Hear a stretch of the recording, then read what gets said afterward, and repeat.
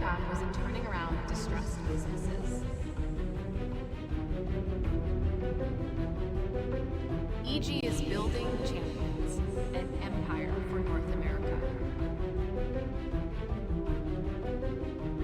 And we have assembled a team that represents the best of North America.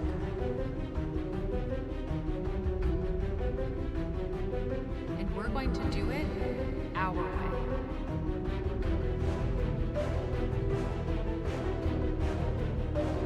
Fight us, and you will bleed.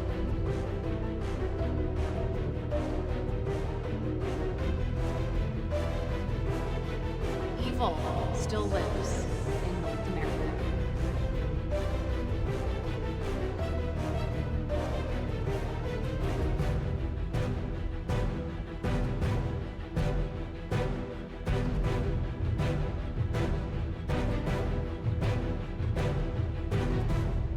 Remember, we are evil. Right, this is going to be another episode of the Four Horsemen. I know there used to be that whole, super complicated summoning thing where, like, in theory, you, the audience, were supposed to, like, generate the topic, then say, like, hey, guys, I wish there was a show. And then once all the community, like, gathered round and said, yes, this is important, we would just emerge. And do. But obviously, as usual, you can't be relied upon to do literally anything whatsoever. Never mind pay for the game, respect the game. You can't even pull your finger out of your arse and press send tweet. So we're just going to do it ourselves. Spoiler, we will summon ourselves from now on. So there you go.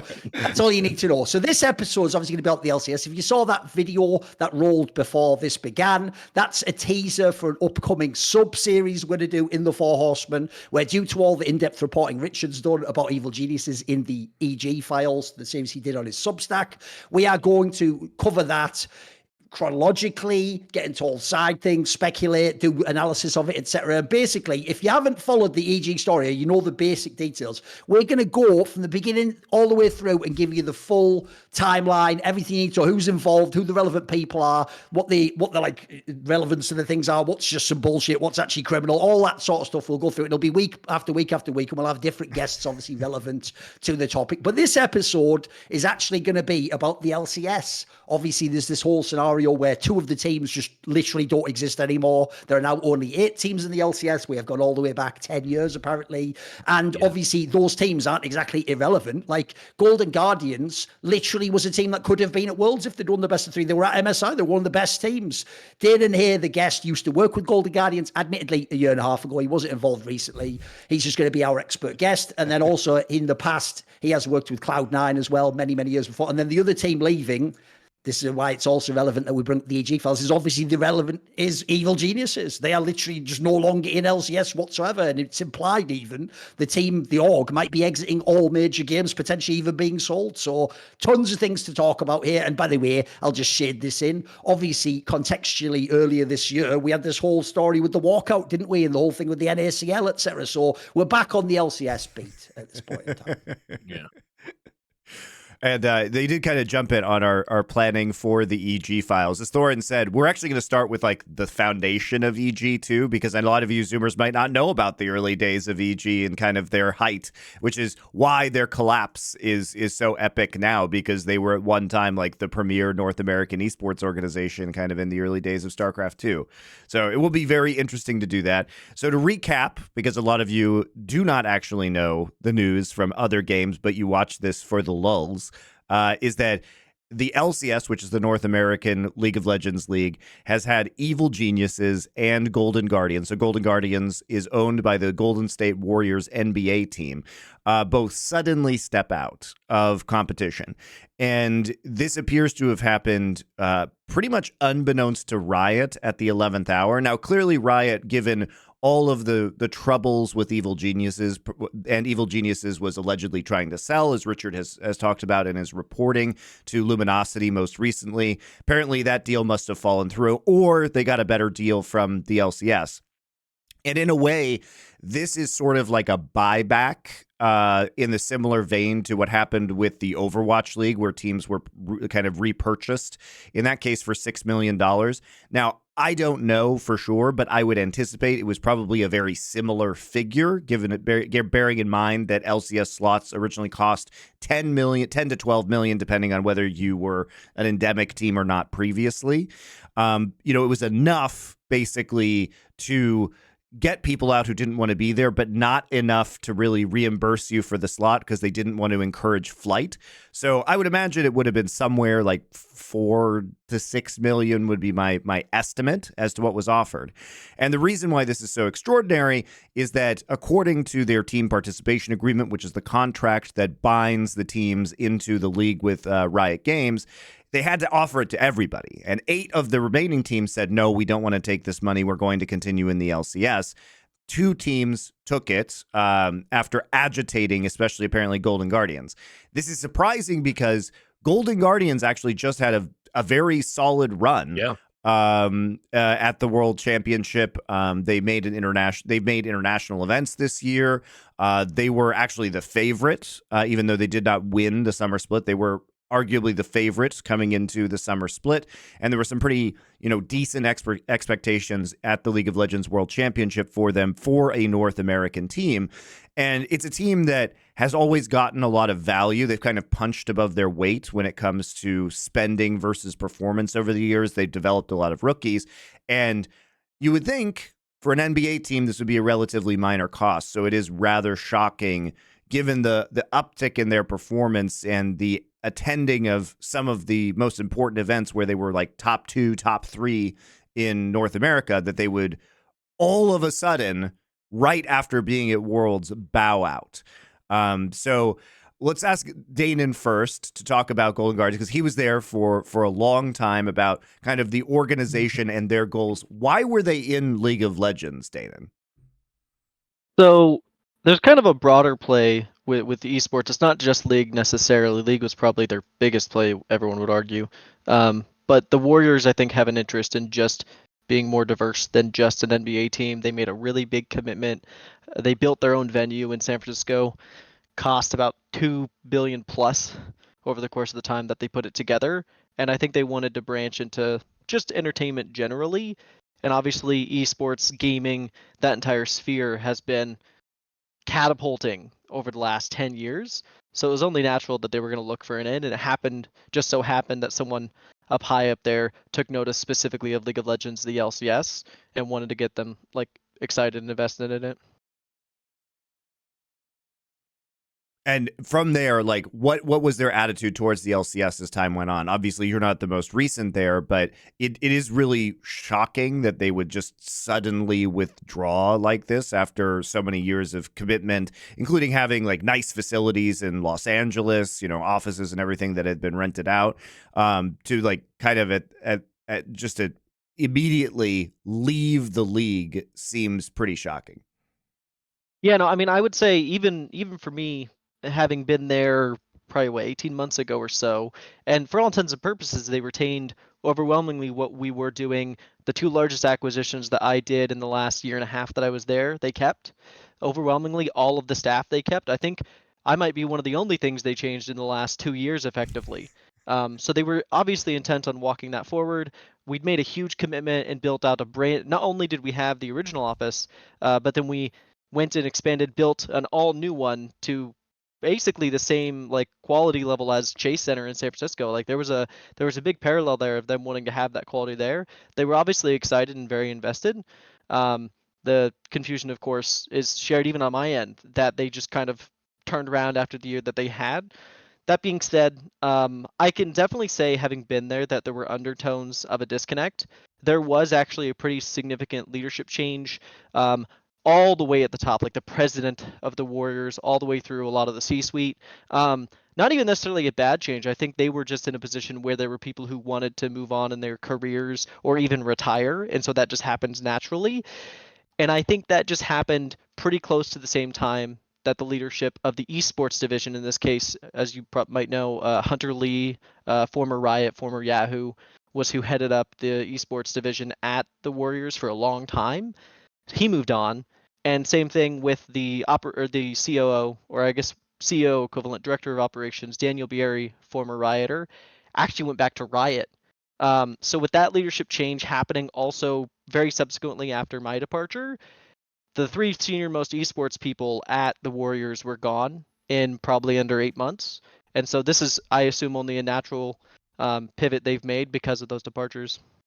By the way, can you give us like a ballpark figure? During the years when Golden Guardians existed, if people don't know, they're a team that came in for franchising, so 2018 onwards, right? If you look at the rosters and someone's just an expert about League of Legends, the assumption is most years the team was probably operating, if we assume 10 teams, on a budget of, let's say, like 7th to 10th. Like, it's assumed that you didn't ever have the top roster, and you couldn't, except maybe like the odd season where you just slightly go, you couldn't really go after the big names. Would you say that's accurate? Was it a team that was sort of min-maxing?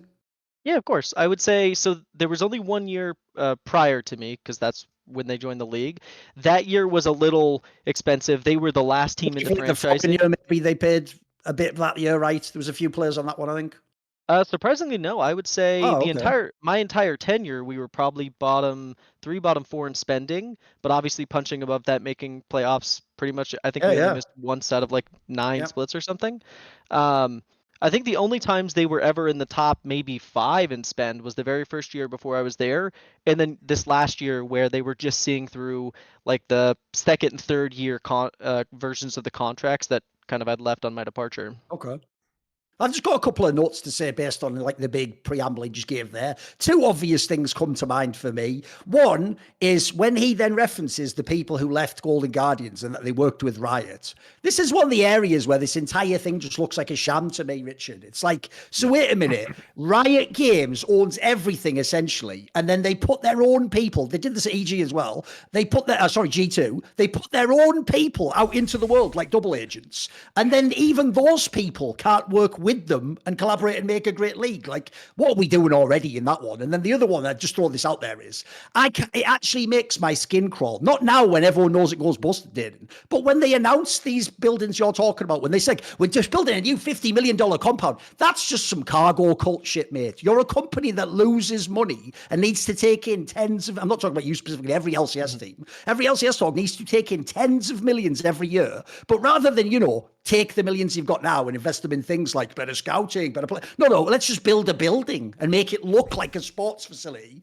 and go, step 4, question mark, question mark, question mark. Step 6, aren't we the Dallas Cowboys now? It's like, no. The answer's no. So just 2 little things. They're not a diss at Danan. One, I am just sick of hearing this story of this diaspora of Riot geniuses that go out there into all these companies, fuck them up completely, and then half of them fucking go back to Riot. Because if you don't get it, fans, what would working at Riot Games do that would suddenly make you qualified to run a massive sports team? Like, I don't even see the connect myself. And then also the other one, like I say, is the amount of these, like, obviously the worst of the people, the 100 thieves of the world. I don't get how you can go 1 year, I'm building a $50 million facility, next year, like, please, can I have money, government? I don't have any money for anything. Like, you've mismanaged then, haven't you, mate? Like that. In that scenario, by the way, COVID / the LCS didn't fuck you, mate. You were basically on the fucking on the tightrope going, whoa, whoa, and then a slight breeze came along and knocked you off, mate. Well, you make it sound like you were walking along a bridge and someone threw you off. Like, no, you were doing this the whole time. Whoa, like you were never fucking stable. So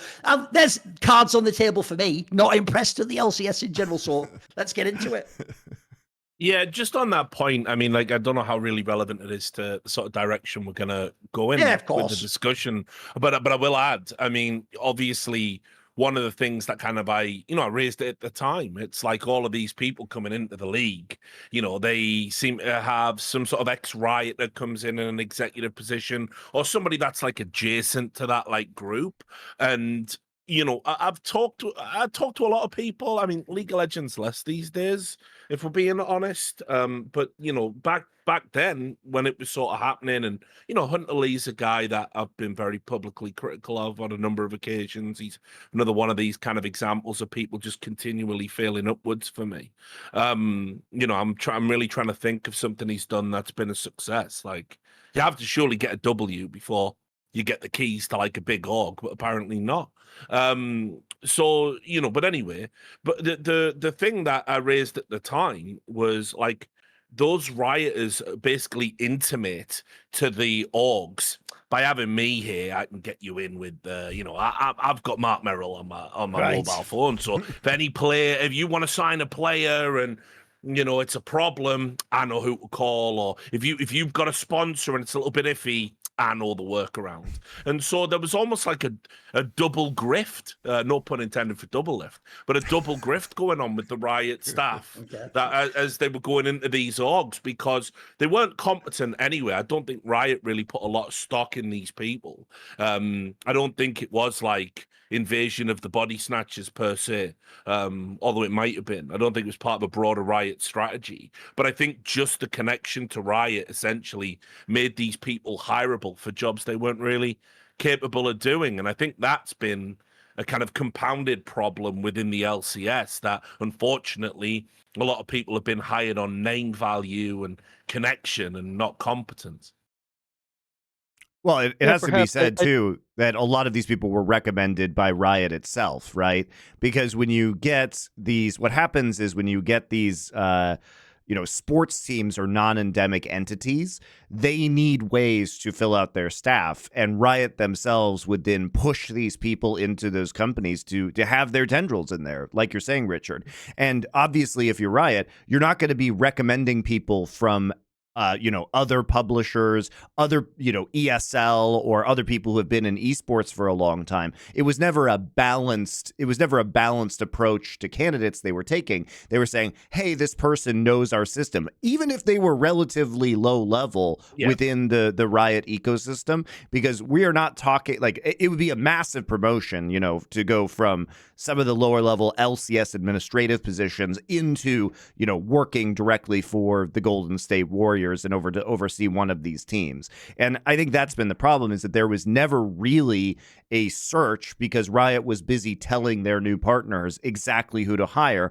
And honestly, like not presenting a complete picture of the industry, because in true Riot fashion, what they do is they say, we are the most competent. Don't hire somebody from one of these other companies, even if somebody has years and years and years more esports experience, because they may be adversarial to Riot, or they may know too much, honestly, because if one of these people is well versed in the way that other developer operations work, they may push back on Riot.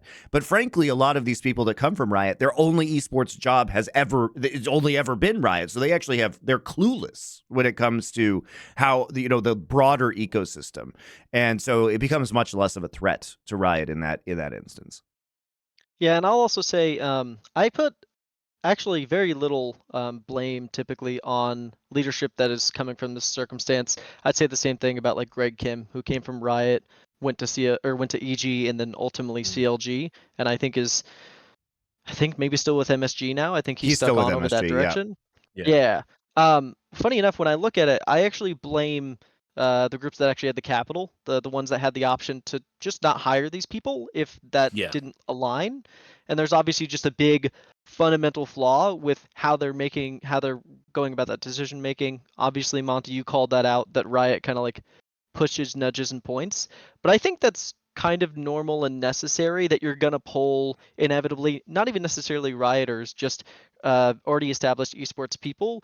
I think the thing that confuses me is how each time these people ended up always the senior most person at the company in the position, actively operating day to day at a high level. I think it's absolutely fantastic. It's a great idea if you're going to go join a sports league, to take someone from the league to help massage and manage that relationship. That's just totally normal in any facet of business that you ever get into.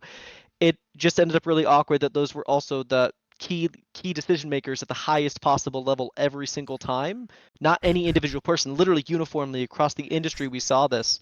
And well, that's it's also probably to your point.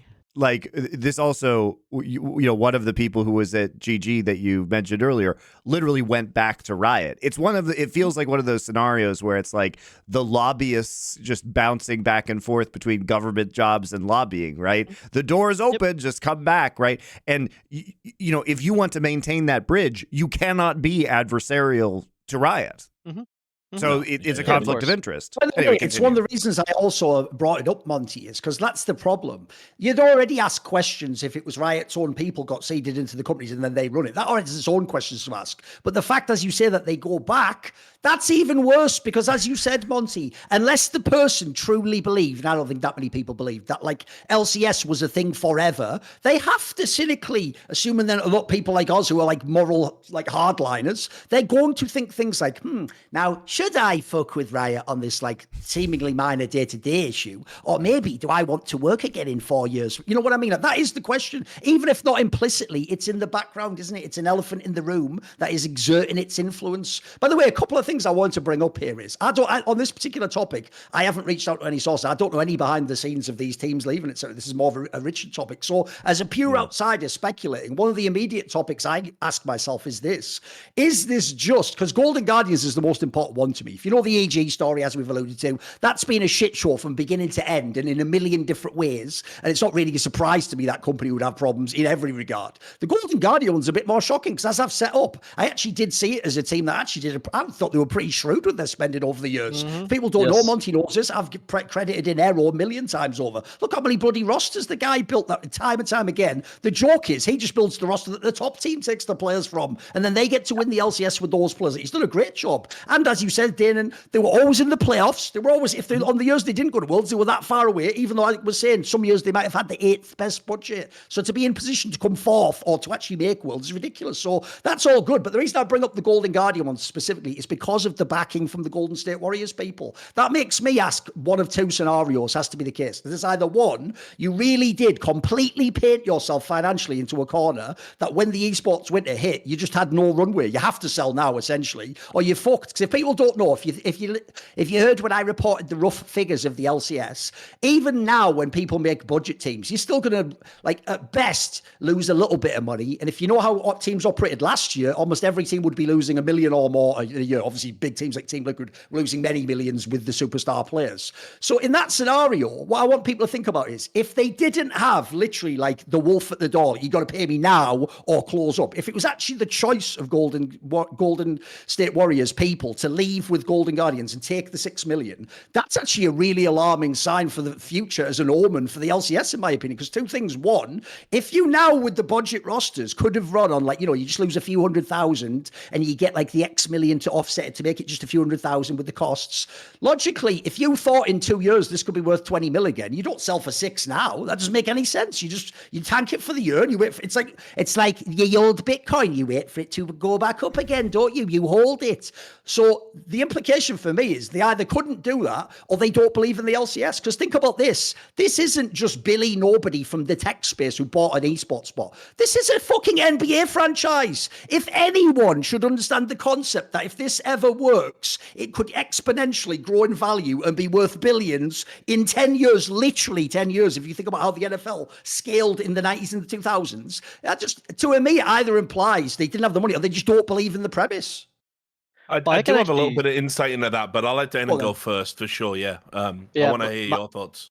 My point's pretty quick on this one. I actually think if I had to draw like a really hard, if you made me stand on exactly what I think happened, I think really all that happened is Valorant. That's like an unforeseen circumstance to the whole situation that obviously Riot has already shown like a completely alternative structure for how they're operating. And I would guess sometime in the last 12 to 18 months, Riot started communicating to the teams, maybe not even directly, not even saying it outright, just like inadvertently letting things out that we like this, we think this is like the future of esports and how games should be handling it, how developers should be handling it. And if that gets to any of the LCS owners, which unsurprising, there's obviously a shared pool of these people. Yes. If that gets communicated to them, that's gonna signal some worry, especially for groups like the Warriors. You have to ask why they got in.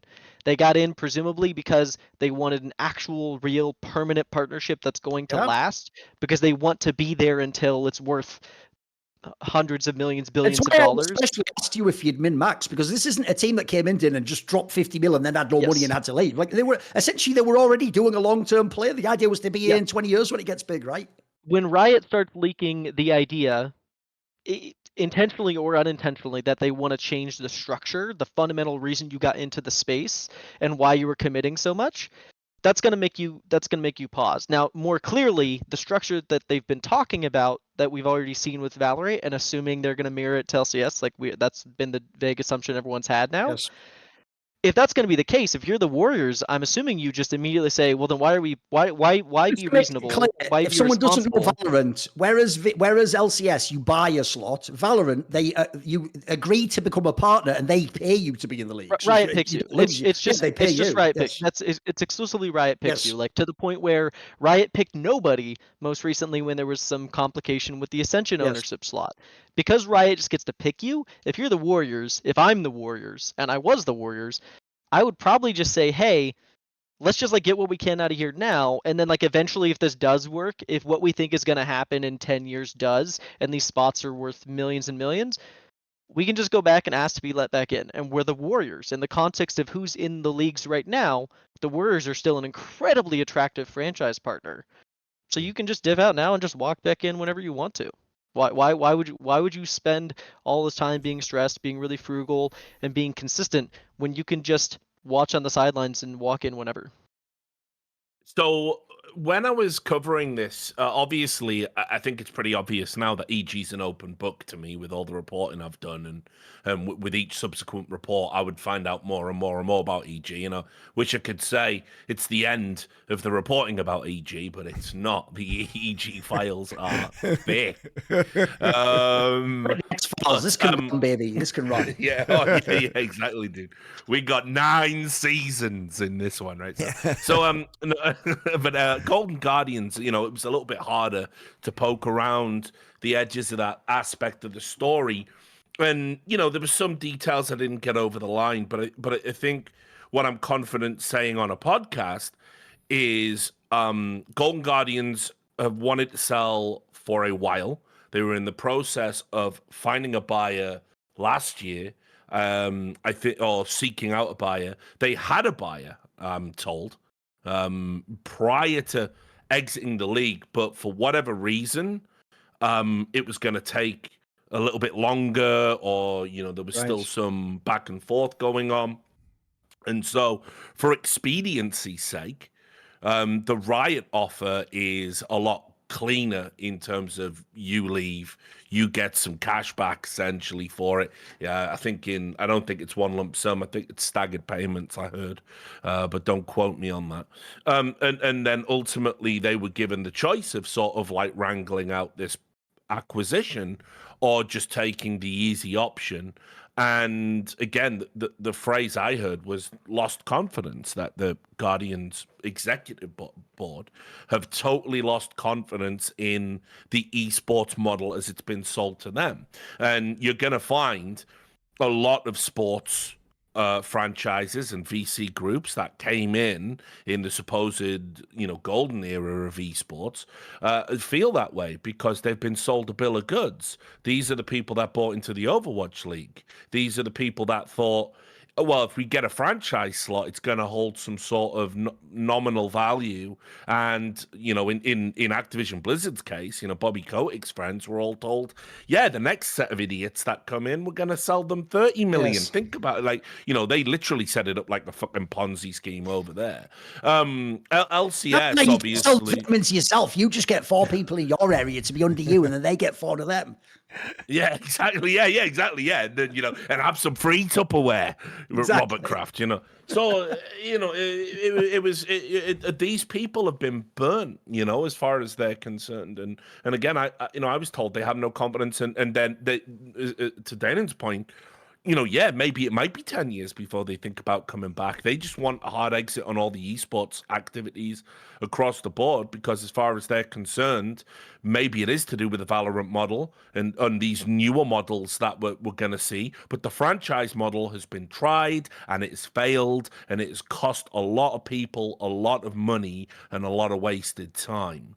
And so, as I put in my report, it's not just Golden Guardians that are griping about this. They were one of the loudest people banging the drum to want to get out at the first opportunity, even after having such a great season. And Riot, this is the key thing to remember about the chronology. It wasn't that Riot came to the teams and said, hey guys, we're going to cut the league. Who wants out? Who wants to get some of their mills back? There's room for two. You know, they didn't just snap a pool cue, tryouts. It wasn't that. It was after they took a temperature check and were getting feedback from all the owners who would exit if possible, who's got confidence in the theory, league. everyone could have exited. 50% of the league said, well, we would take that like tomorrow. And so what they had to do, they had to like prioritize who gets it. Golden Guardians haven't already raised it. EG in the process of liquidation, essentially. So you prioritize them. Plus, it means you don't have to finish that investigation about the Danny stuff. We just don't have to do it now. We don't have to open that Pandora's box, right? Super convenient. And so anyway, that's what happened. But then because of the contract, they have to offer the same amount, irrespective of the level of franchise, success of the franchise, but they also have to make the offer. What they were being told with that offer was essentially like, hold the line. We're going to turn it round. Let's see what an 18 league does.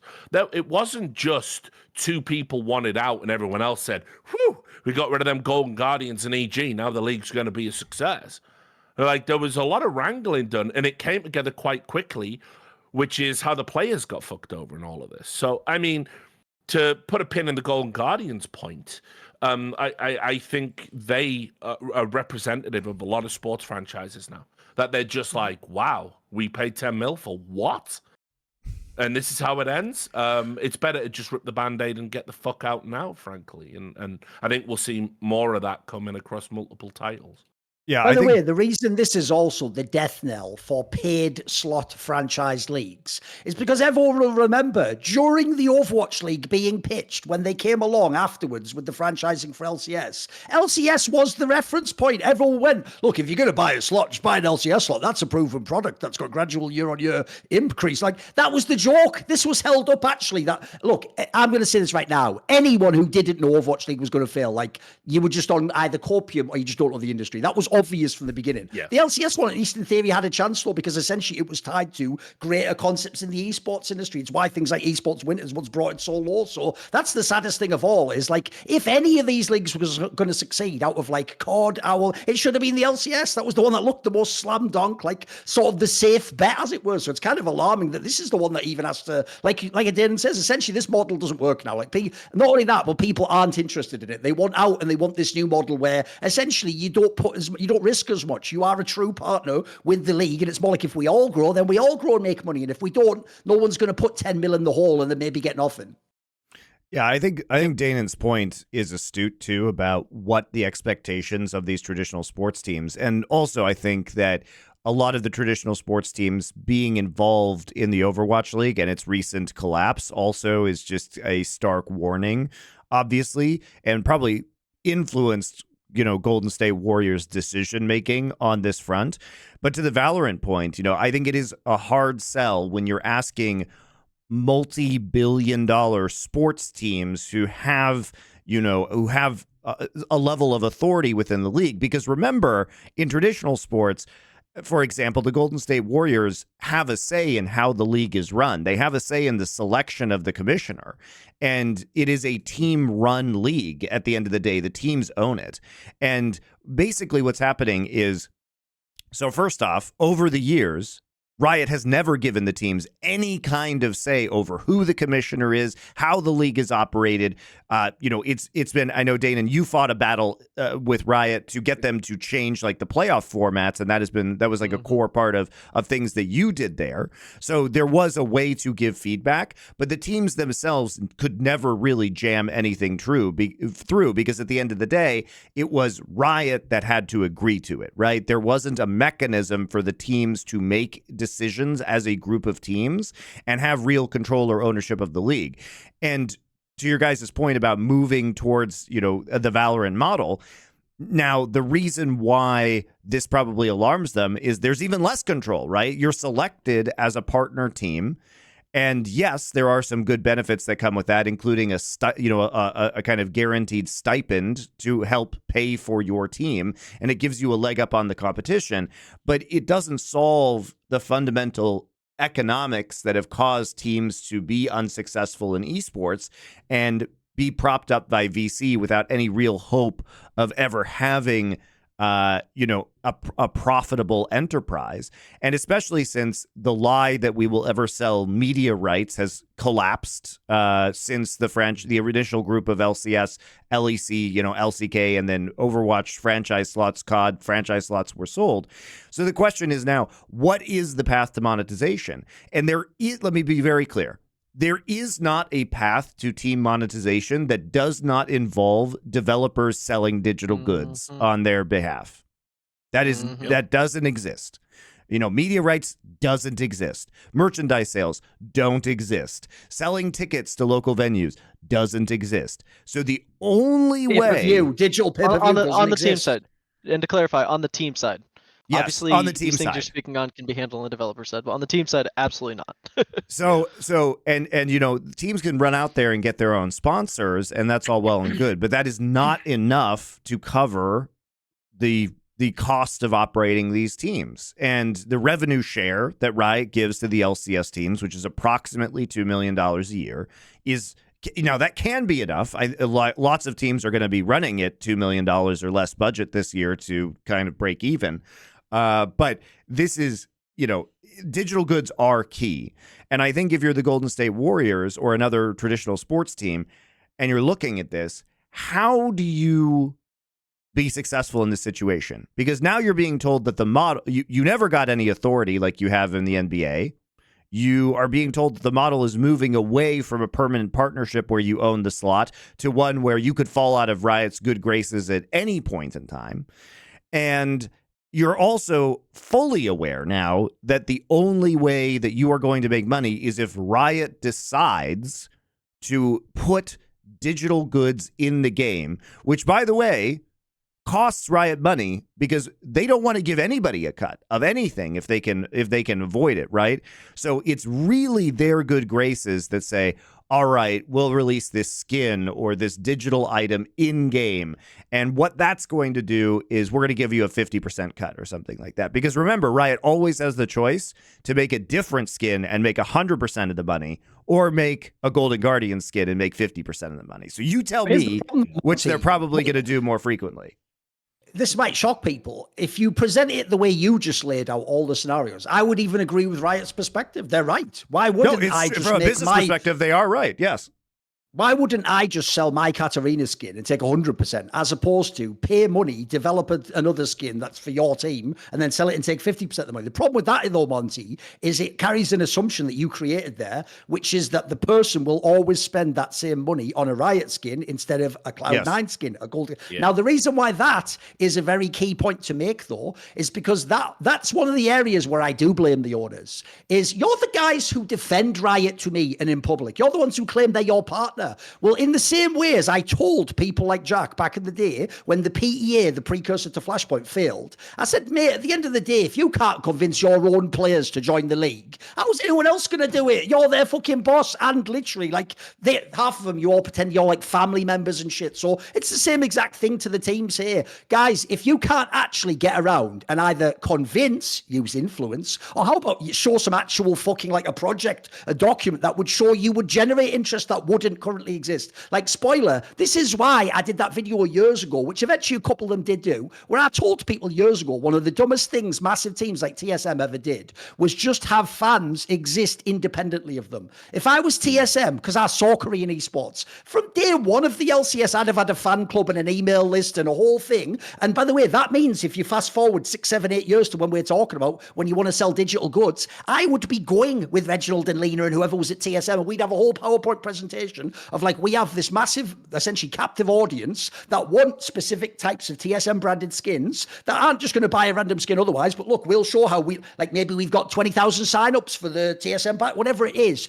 There's ways I think you could have convinced them, but right now you haven't done that, or you've been unsuccessful in doing so, because I don't think that actually does go as a given, Monty, that the person will always spend the skin on some random thing. The point here is we're trying to show that you have real super fans that you can tap it. By the way, essentially people don't know, what I'm describing is our fucking business model at Last Free Nation. It's the idea that we don't just have a million people watching. We might have the right 1,000 that are motivated to spend, and particularly if they think we're selling an authentic product. So I would say that shows a failure on the team side to me. I agree. I think Riot's been very cynical, but at this point in the time, I don't necessarily know they're wrong to do that. Like, have they actually been shown that the teams would do their part, as you say, Monty? I don't know. Well, the problem is that you have to convince Riot that that is an experiment worth running, right? Like, at the end of the day, they gatekeep the digital goods. They have to put the things or make the things to put in the Monty, game. when you say you have to convince that, you don't. What you have to do is just keep Riot fucking actually on point, Monty, like consistent. So, spoiler, if they don't want to do this point, then every journalist and every team constantly just says Riot doesn't allow us the resources to make money. They gatekeep all the finance, but no one does that. Simultaneously, we all pretend Riot's amazing and does everything we like, and publicly we allow them and John Needham to say a million lies a second out of his mouth, but then we go, there's all these problems behind the scenes. Well, then make it match up. Make the words that you have match your actions. Pretty simple fucking life lessons there. I'm glad we came all the way around to where I wanted to get to, which is the actual problem. And this goes all the way to the like rioters ping-ponging from orgs back to Riot. This touches everything you just spoke on, which is there's just a severe lack of competition at this level of esports, to the point where they can continue to make these decisions completely unimpeded with no real accountability. And until we do something at that layer, like this is what you're going to see. As in, just so a fan will understand what you mean. As in, you're implying, if, for example, I'll give a stupid example. Let's say the Epic Store actually did get this in, and then in games like Fortnite or whatever, they really did give you like a cut like that. That would potentially spur Riot to think we have to like match up, because otherwise Cloud9 goes with Fortnite instead of League of Legends. Something if like it was successful enough, right? Like right. It was. I think it just came out. What Ninja used his code. You could buy not only Fortnite, but a whole bunch of like you could buy V-Bucks and other things. He made, I don't know. He made 5%, so about $5 million off of that. If that was scaled and actually something we could replicate across the organizations, I mean, that's probably one of the only, at least current standing opportunities that exists. I think there was optimism 6, 7, 8 years ago that there was going to be these other avenues. We were going to touch on venues. We were going to hit ticket sales. We were going to go wider with merch. There was going to be media rights. I think there was the idea of all of these buckets, and that they'll sort themselves out as like which ones are going to be a higher priority over time. And then it came out that actually none of them work. Like there is not a really high transferability of fans who watch and engage esports to actually spending money on teams. Like there isn't that pipeline, that pathway was, for all intents and purposes, a lie. As we understand it was in fact a lie in the end. There was no kick. I do want to add one cute little story that you guys might appreciate with respect to PEA, which was I actually said it's actually so much harder to try to convince a whole bunch of people to work together, in this case 10 teams and a league, so 11 entities, to all walk the same direction. I said it was going to be probably a similar issue, but even more complicated with something like Counter-Strike, where you then are including the players who have a lot of power in that space. I actually said it would probably have been an easier play, and instead of trying to start the league in that fashion, I said, honestly, with all this capital and all these teams really invested and excited, they should have come together and just tried to buy the IP rights from Valve. Like, honestly, the teams should have just pooled, $200, $300, $500 million and bought Counter-Strike, because it wasn't even Valve's originally. They acquired it from someone else. Tried to convince them to hand it over so you could actually have one of the first ever actually owned and operated esports by the teams. But well, funny you say that. I mean, you probably know, but behind the scenes, obviously, there's a number of orgs and org owners that are now sort of in these secondary companies, or they're funding developing games. Obviously 100 Thieves and the like. So what they're all hoping is they get a hit that they absolutely control from the ground up, and then they can make an esport around it, and then transition out of the traditional developer-owned esports, and then it'll be they own the esport. But of course, that shall I reference, as a historian, the ultimate irony of this conversation is, if people don't know, that is literally what Alex Garfield in Evil Geniuses tried to do with Counter-Strike 10 plus years ago. Before CSGO came out, for many years he was developing what was called CS Pro Mod, and it basically used the Source engine to make it feel like CS 1.6. And his plan was, if it succeeded, he would essentially own, because he didn't know there'd be CSGO at the time, he would just own the new Counter-Strike, and essentially, like we're saying, he'd avoid all these issues, but it never happened. So this is just teams trying to This is just teams trying to adopt Riot's model of they made Yes. League of Legends on the back of Dota, they made TFT on the back of Hearthstone, they made Yeah. Valorant on the back of Counter-Strike. They've got their fighting game in the pipeline. But obviously it's worked. Every single one of those games that I just referenced is usually at the top of whatever sphere it's in. So who knows? Maybe optimistically a team or two can get together, get the capital together, and actually get a hit. I will say as well, like, so you talk about this lack of competition. What's been super interesting has been watching these owners like serially debase themselves by saying things that are sort of patently false. As soon as a developer loosens the purse strings a little bit. Like I remember, they've deleted the tweets now, but there were owners who bought Overwatch franchises who said Activision Blizzard have done this incredible level of commercialization, the likes of which we've never seen in esports. And what that was a dig at Riot. That was their play. Now, in the to be fair, in the early seasons of Overwatch League, it was obviously significantly better sales by Activision Blizzard.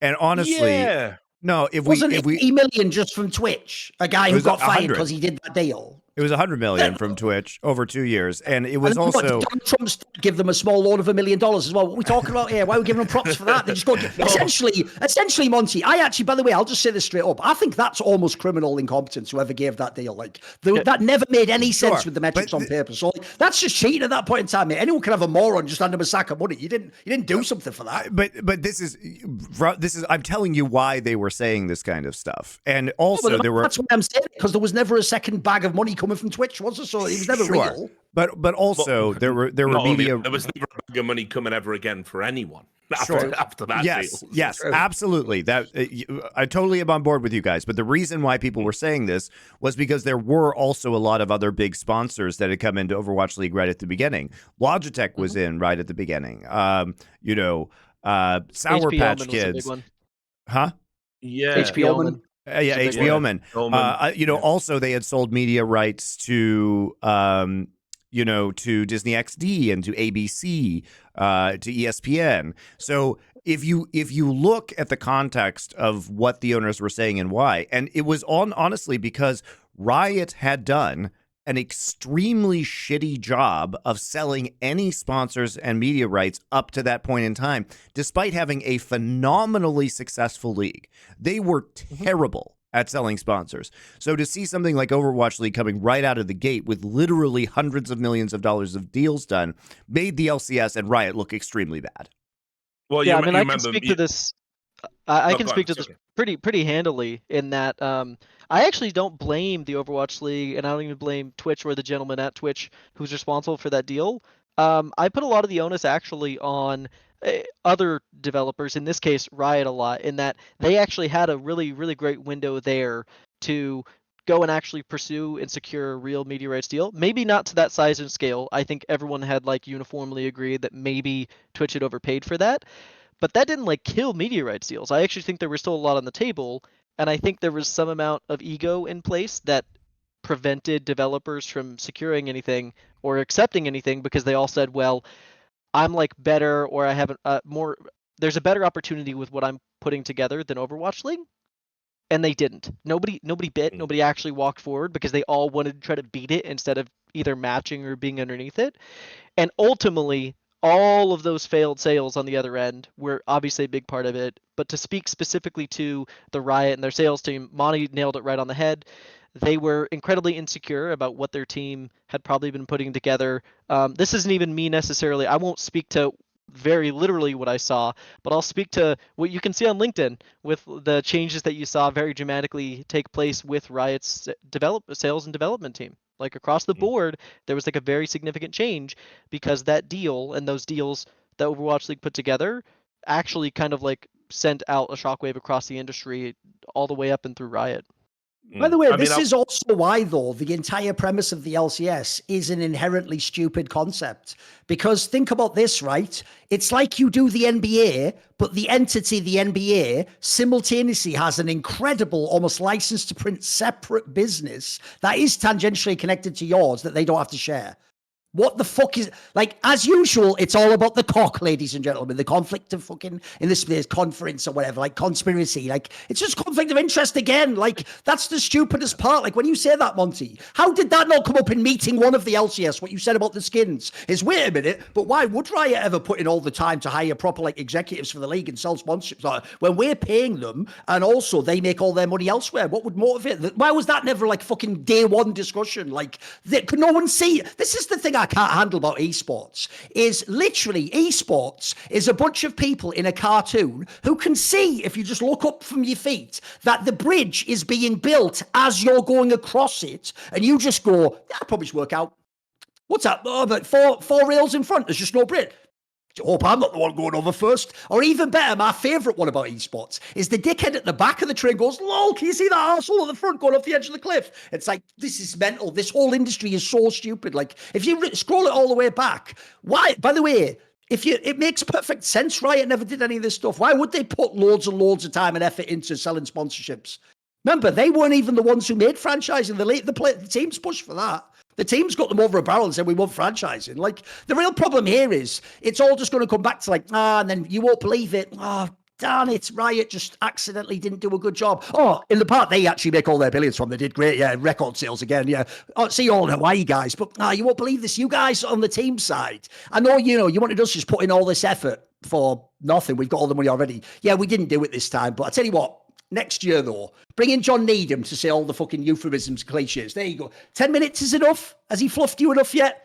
10 more, John? Right, see you after that. Fuck off, LEC. The whole thing's a joke. What was the point in the first place? Like, by the way, I'm not joking. These are things from day one you have to secure. The notion that they act, like, by the way, is Riot being motivated to make this league a success not a major factor for anyone else? That would be number one reason for me. I wouldn't even put the fucking money in if I didn't think that was the case. Yeah, I mean, so on the point of the Riot sales thing, I mean, obviously, I was the reporter that covered the BAMTech media rights deal that they fucking tanked themselves, and that was 350 million. And I'm sure there's still some stories to be told about that and how that went so wrong. That is still to this date the most mysterious disappearing pile of money in esports. Yeah, for real. Like, and you know what I mean? Like, given how fixated people are on nickels and dimes in this business, it's kind of like they just walked away from 350 mil for reasons and then did a much lesser deal with ESPN for also reasons, that we don't know about. So the full story, that's never really come out. But anyway, back to the broader point is Activision Blizzard, obviously, yeah, they did do good sponsorship deals at the start, not just the broadcast deal, which even if that was unsustainable and they were never going to get that money again, they did have a lot of sponsors attached to the league. That's all contingent on other headlines.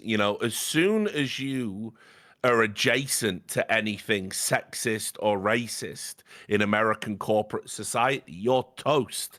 All your business partners are going to leave you in fucking droves, and that's what happened. And there should be probably lawsuits against Activision Blizzard, although maybe it's academic now with the Microsoft buyout going through. But obviously they knew those things were going on internally. They knew reporters were sniffing around that story. They knew union representatives had talked about it. They knew staff had been interviewed by various government entities in the state of California. They knew all of that. And so anyway, as soon as those stories hit, how many sponsors did the Overwatch League die with again? Oh yeah, fucking zero. Meanwhile, those guys have been hemorrhaging cash the entire time for some sort of, I don't even know what they were thinking was going to happen. Some sort of miracle around Overwatch 2, I guess, which wasn't even a sequel. It was like an update. It was, so I don't know. But anyway, it was the same with Fortnite. Remember that? We're going to commit $100 million a year or whatever it was to esports. That's all they had to say. And then all the headlines were as good as they'd spent it. Yes. Where did it all go? Why aren't they saying it now? Why did Epic Games hire people like Nate Nanzer and then just seemingly send them out on the iceberg? Like, what's going on? But what did the team owners say? Now, Fortnite, that's how you run an esport. I mean, look at all the in-game items, youth culture. They're throwing money at it. Epic Games gets it. Where are they now? In Apex, EA, well, it's going to be a growth. They get it. They're letting us put our items in. Rainbow Six, their monetization model's really good. Have you, guys? Let's be real. They own the fucking ball. You're always getting scraps off the table, and every time you get scraps, you fucking talk like it's a full meal publicly. You've ritualistically humiliated yourselves. All of these owners have. You have danced for literal pennies like beggars on a street, and then you wonder why there's not like more coming your way. It's because they know you're a cheap fucking date. Get it in your heads. Like you've been way too grateful because in the partnership paradigm, an org should offer something, a unique value proposition. We should have a huge fan base that and they'll only buy our shit. They love us. Any game we play, they follow us in that. We can tap you into that. We're doing all this other stuff. We're growing it. That's why there should be some, quid pro quo going on with these deals. But there isn't. And by the way, the penny dropped for everyone. This is the last point I'll make. The penny dropped for everyone, all of the wannabes, right? The minute TSM sold. And remember, TSM sold and said, we're going to a better region, lol. All right, yeah. Where's that? Yeah, where's that at, right? And so imagine your Golden Guardians. You would have literally chopped your arm off to be TSM. And TSM don't even want to be TSM. It's a joke. These leagues can't work because the revenue models are all out of whack. Mm-hmm. Well, I think the struggle is you're not going to find an executive team at a developer who wants to sign off on something so risky. I think fundamentally we can talk about how actually it's viable, right? If you can get an actual group to sign off and you have all the legal protections to insulate you from the developer changing their mind, and you say, okay, half of whatever we bring in for this game is just immediately going to develop our esports initiatives broadly. For sure, that's viable. We all can recognize that. The struggle is you're not going to get the executives to agree to it, and none of them have a real true incentive to ever say, okay, yeah, I want to risk my incredibly cushy, incredibly famous position at a big developer who has the latitude to make a move like this in a big gaming space. You're just never going to get that green light, unfortunately. And so that's the struggle of why everyone's now trying to work it backwards, right? That's the only pathway they see at this point. It's the esports. Thing is, though, that implies to me, Riot themselves don't actually believe in the long-term future of esports, because here's the reason why you should be motivated, Din. Because the logic goes in the same way as Apple isn't most famous for selling desktop computers anymore. They sell all other products and digital things, and all iTunes and everything, and Pixar and all that shit. To me, if I'm Riot, if I really did think esports one day will be like the NFL, the NHL, the NBA, European Premier League, then that would be our real business eventually. If it actually worked out, by the way. Remember, the dream is that one day, if Riot does it right, we not only have the European Premier League is the LCS, then we have La Liga, which is in this case EU LCS or whatever. Then we have fucking Valorant as it. In theory, if the actual long-term future of esports was this enormous, gigantic thing, that's where the real money is. Whereas Riot, actually, like you're saying, they just seem comfortable just sitting at what they've got. We're just going to hold. We're just going to hold with League of Legends and Valorant. We're just going to chill with this for a while. It seems to me that they don't believe in the long-term future. Well, I think they do, but I think they just have I think they see that viability there. I think they're adding little bits and pieces of that, especially into Valorant. I think you'll see that come into League of Legends. But the struggle is they're still holding at a much higher priority, just the overall game. And I think we're really wrapped up in what we've seen in North America with the LCS, when they're saying, yeah, we can do what we can to help that out, and it'd be nice if it worked out. But the safer, easier play is obviously to continue juicing the international events. You're going to continue to see Worlds. You're going to see them continue to break records again on viewership on the back of, well, as long as that's fine, that's safe, that's easy, we control 100% of it. We don't have to give money to someone else and hope they figure it out and hope they make correct decisions when they historically haven't. We can just hold this really close to the chest. And until there's someone, again, it comes back to competition, until someone else walks in and actually pushes them aside a little bit, or actually can chunk out, cannibalize some of their base, they have no incentive to pivot at all. Danan, along those lines, may I ask you a question? Because one of the things that's always really perplexed me these last sort of couple of years, watching I consider it the best esports product ever created, the sort of LCS in its heyday. And then obviously LEC, I think in terms of a broadcast and a package and a schedule and what it offers fans and what it offers to participants, I think I think at its peak, it was the best thing we've probably seen in esports outside of maybe like one-off spectacle tournaments like a TI or, Worlds itself and that kind of thing. But it's clear across the board we're in a decline. So LEC viewership is down. It's not just LCS, so that's down, and LCS is definitely hardest hit. But then we get these headlines where Worlds is the most viewed esports event of all time. So if Riot do believe and they do want to make a success of things, why do they still insist on closing off the international, cross-regional competition that generates the bigger numbers and the most interest? It seems counterproductive at this point. I think they made like a misread a few years back that they could start compartmentalizing a little bit and continue to scale and continue to succeed. I think that was just like a complete misread they had, that like inevitably things are going to go upwards, like things are really great. They have their new properties coming out. There was obviously a lot of intention early on with Valorant that it was going to be tied into the League of Legends world. It was going to be Runeterra based. And so I think there was optimism that they could kind of do both. Like they could get literally everything they wanted all at once. And because of that misstep, they've now pinned themselves in a weird spot where it's absolutely collapsing like the regional leagues. But at the same time, they're still getting the other half of what they were looking for, which is obviously international success with respect to their broadcast. If I had to wager any guess of what's going to happen, I think you're going to start seeing them slowly unravel that. You already see that with the decisions they made in Valorant, right? There's just more international competition fundamentally. And like structure, they've built international competition into how the regions operate, right? They're more almost hemispheric than they are actually set regions. So I think you're going to see them start making that pivot. I think it's really hard. Again, we spoke in this earlier, for them to make like fast changes with respect to League of Legends. They already had to kind of like beg some teams to take this. Yeah, they had to beg some teams to take this buyout.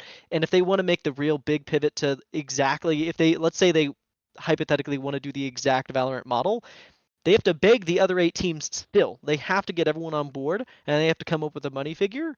And kind of funny, they did it backwards. Like you were saying earlier, they set Valorant or Overwatch set their buy-ins based on Riot's initial.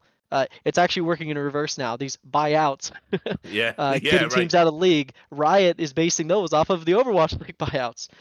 So until that comes through, it's going to be like this big, clunky, awkward mess with respect to actually being able to even do more international. Like with Riot's system as they built it and the contracts they have in place, it's actually really hard for them to just say, okay, actually we're open circuit. Okay, actually we're like merging the regions. Okay, like they can't do that overnight. I don't even know if they can do that over 2-3 years, if I'm being honest. The thing I can't handle, by the way, about all League of Legends / Riot games related talk is it always goes in this cycle like this. Riot basically goes, hey, I think I've invented a plane. And you go, they've already been invented. No, check out what I've invented though. And it's just like every time it's a guy on a bike with a slightly larger set of bat wings. And he flies up into the Grand Canyon. And I go, whoa. He's just going to die. Right? This definitely can't work. And they go, hey, stop being so negative. Like, have you ever thought of believing in NA? And then he flies, dies. And then afterwards, this is the part I actually can't handle. It's not that he then dies after I've brought them. After he dies, everyone in League of Legends all turns around like some mad fucking like insane psyop and gaslights me by going,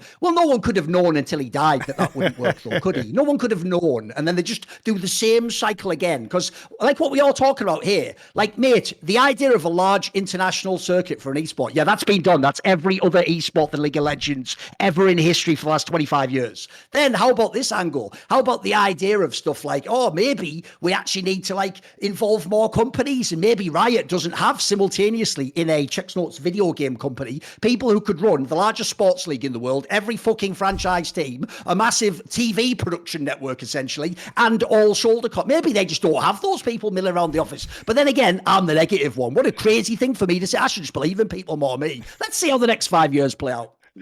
Right, I'll see you in 5 years then, guys, to tell you that that never was going to work out again. Like, the joke is, like, this is why we all mocked in and the idea that Riot think they invented esports. It's not only that, like, they won't listen when you tell them the wheel exists. They're damn sure going to give this Square one a try. And then at the end, when it doesn't work, they'll go, well, Square wheels don't work out. Obviously, wheels aren't a thing. Remove all funding to wheel division. And you're like, hey, brilliant, we're walking everywhere again. Awesome. Well, So you're proposing an esports purity test where before anyone gets hired, you ask them, so who was Team 3D? And then based on their answer, they're actually allowed to do this. I mean, Riot. So I tell you you say that frivolously, obviously. I can tell you right now, Danan, when Peter Dunn joined Evil Geniuses, he told me Evil Geniuses was the only American League of Legends org who even asked questions about the game. The rest of them just essentially interviewed you like you were there for 5 minutes for coffee and either hired you or didn't you. They were the only one who even asked stuff like, so what would you do in this scenario in the game? Or how does this work? So the joke is, yes, I actually do believe, Danan, that these companies should do even the most basic level of due diligence and find people, are you ready? This is going to blow your mind, who can already do the job. You don't have to take a guy and go, Billy over here wants a crack at running a sports team. You know what, mate? There's a bazillion people could do these things and already have. Like, there's people, by the way, from dying sports I'd love to get in who have all the know-how, they know how to regionally market and all that. It's not like, again, are we really going to pretend sports executive job doesn't exist? Marketing executive doesn't exist. Production broadcast executive doesn't. These all exist, mate. The problem is the people in esports are either shit or they're all just starting and learning now. Like, they're not competent. I've done all these jobs to some degree. So you're saying you approve of the esports certification process that came out a while back, right? If it was that, by the way, ironically, if it was actually run by legit people, I would. It's just the joke was that guy himself was a semi-grifter, hence why he got that fucking work when he dared pop up on this show. Like, unironically, you do need something like that, mate. The people currently, but I'll spin it back to you. If the option, Danan, was something like a certification process or the Wild West now, well, how's your Wild West worked out for you now, Danan? How's it worked? How's the LCS today, my motherfucking friend? Because here's the one thing I'm just going to bring this in right now. Hasn't even been mentioned so far. This is where I actually want to just exit all discussion with everyone American in esports. That 1 second after it was announced that 2 teams, literally fucking 20% of the league has just disappeared overnight, 1 day before all the players are supposed to sign. And everyone's take was, in a way, I think this is a good thing though. Fuck you. Actually, fuck you.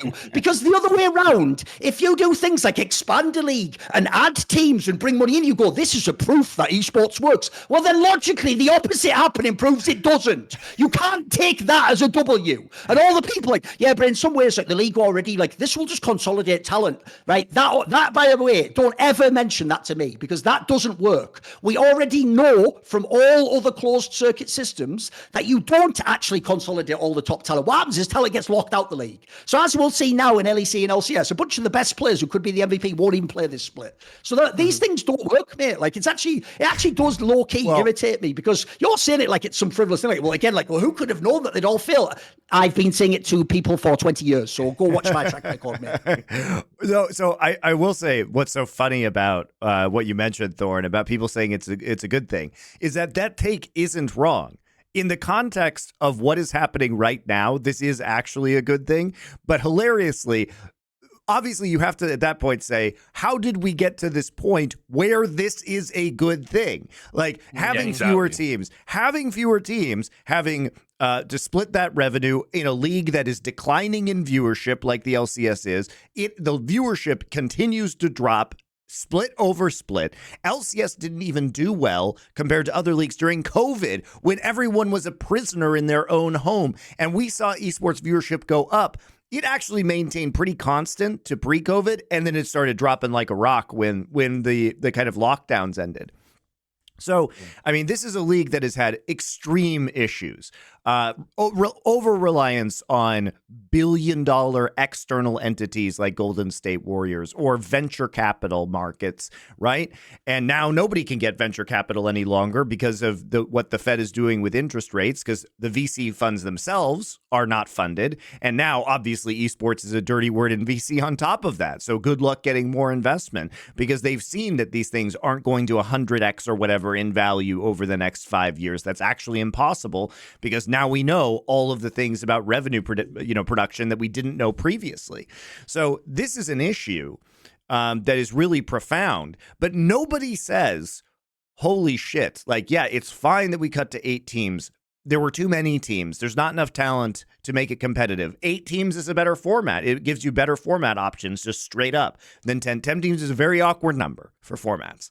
No one ever said that fucking 1 second before, though. Surely, logically, by what you're saying, the number one suggestion of everyone, including you, Monty, should be why not reduce the league by 2 teams? Here's all the reasons. It'd be brilliant. Sure. Not a single one of you ever said that for 1 second before this happened. Yeah, that's why I say it. You literally woke up and your brain just said, I must find a way. This is positive. I agree. And just made it positive, mate. No, everything you listed there, I could spin it as a negative. So the viewership will be consolidated. The viewership will go down. There'll be less matches. It's why, by the way, to bring it back to what Richard said, here's why Riot are fucking morons. Because they'll simultaneously brag, we just had the most watched match of all time.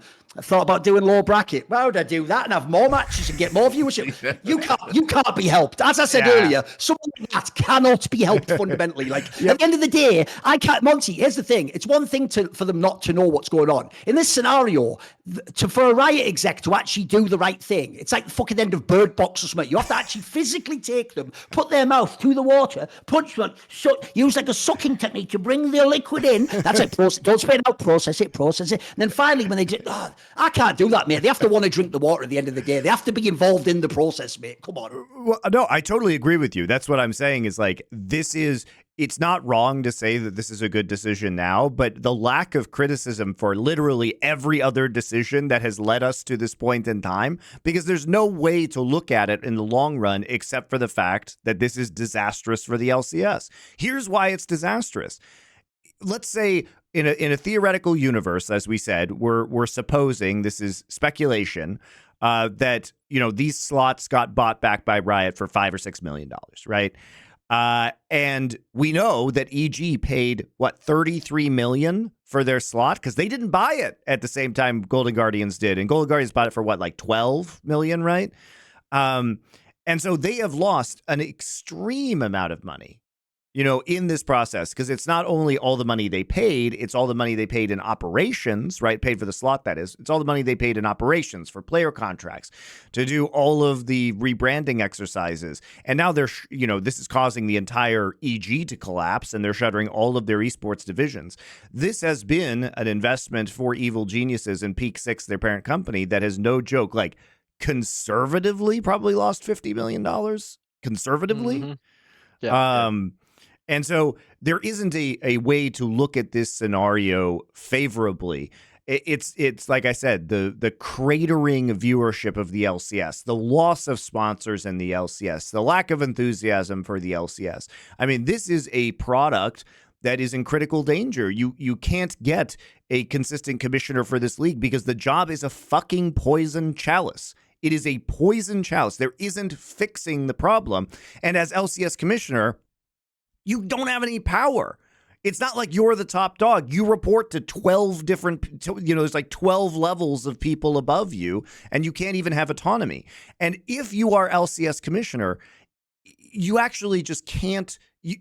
Other people will prevent you from making good decisions because a lot of the people who made the bad decisions about LCS are now your bosses at Riot. And if you reverse those decisions and see success, guess who looks bad? It's the people who are your bosses who made those original decisions. And because Riot never fires anybody for reasons that I cannot possibly comprehend, those people are just entrenched there until the end of time.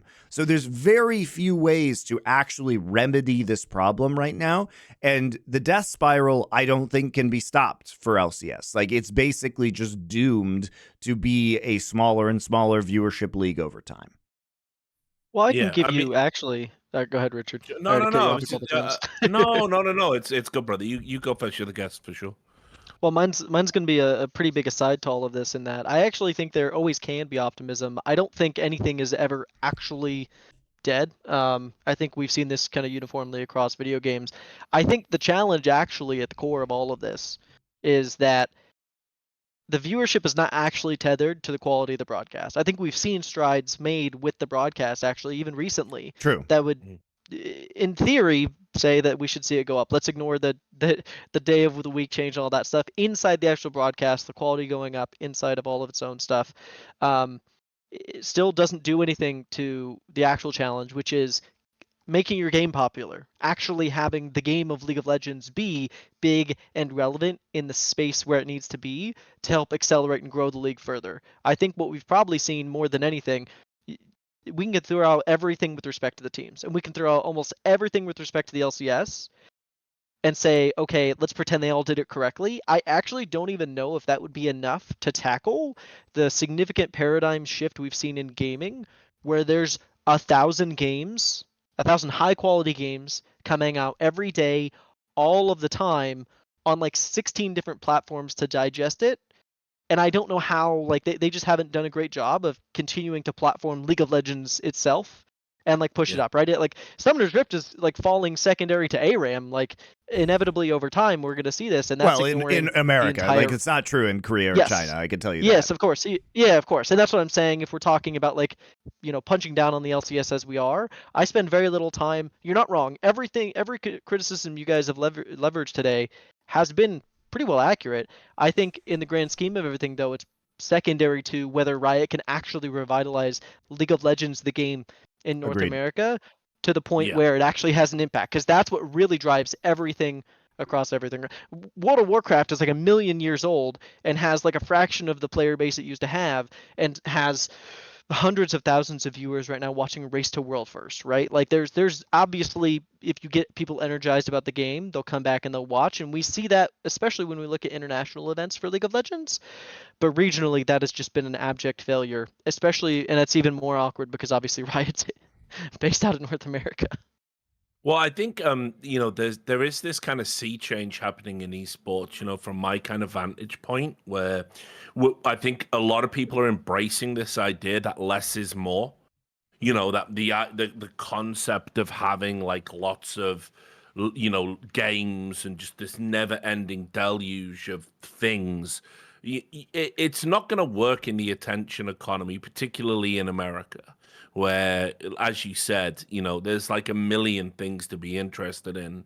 So, why would I play this game that's now, what is it, like 15 years old, League? Right? It's getting there. 14. Almost, So, yeah, Just under. okay. So, it's like, why would I prioritize that? And then why would I prioritize focusing on this league product that's kind of a bit of a meme, around the world? And if I want to watch better games, I have to go to a time zone that's not conducive to me. Yeah, I'll sort of give it a miss. Yeah, they're And killing I the look, LPL English broadcast, I think, right? That's what they Yep. said. yeah, exactly, right. Which is another, Well, Riot isn't, to be clear. I think actually Riot will probably step in and save it in the long run, but in the Yeah. short term, yeah.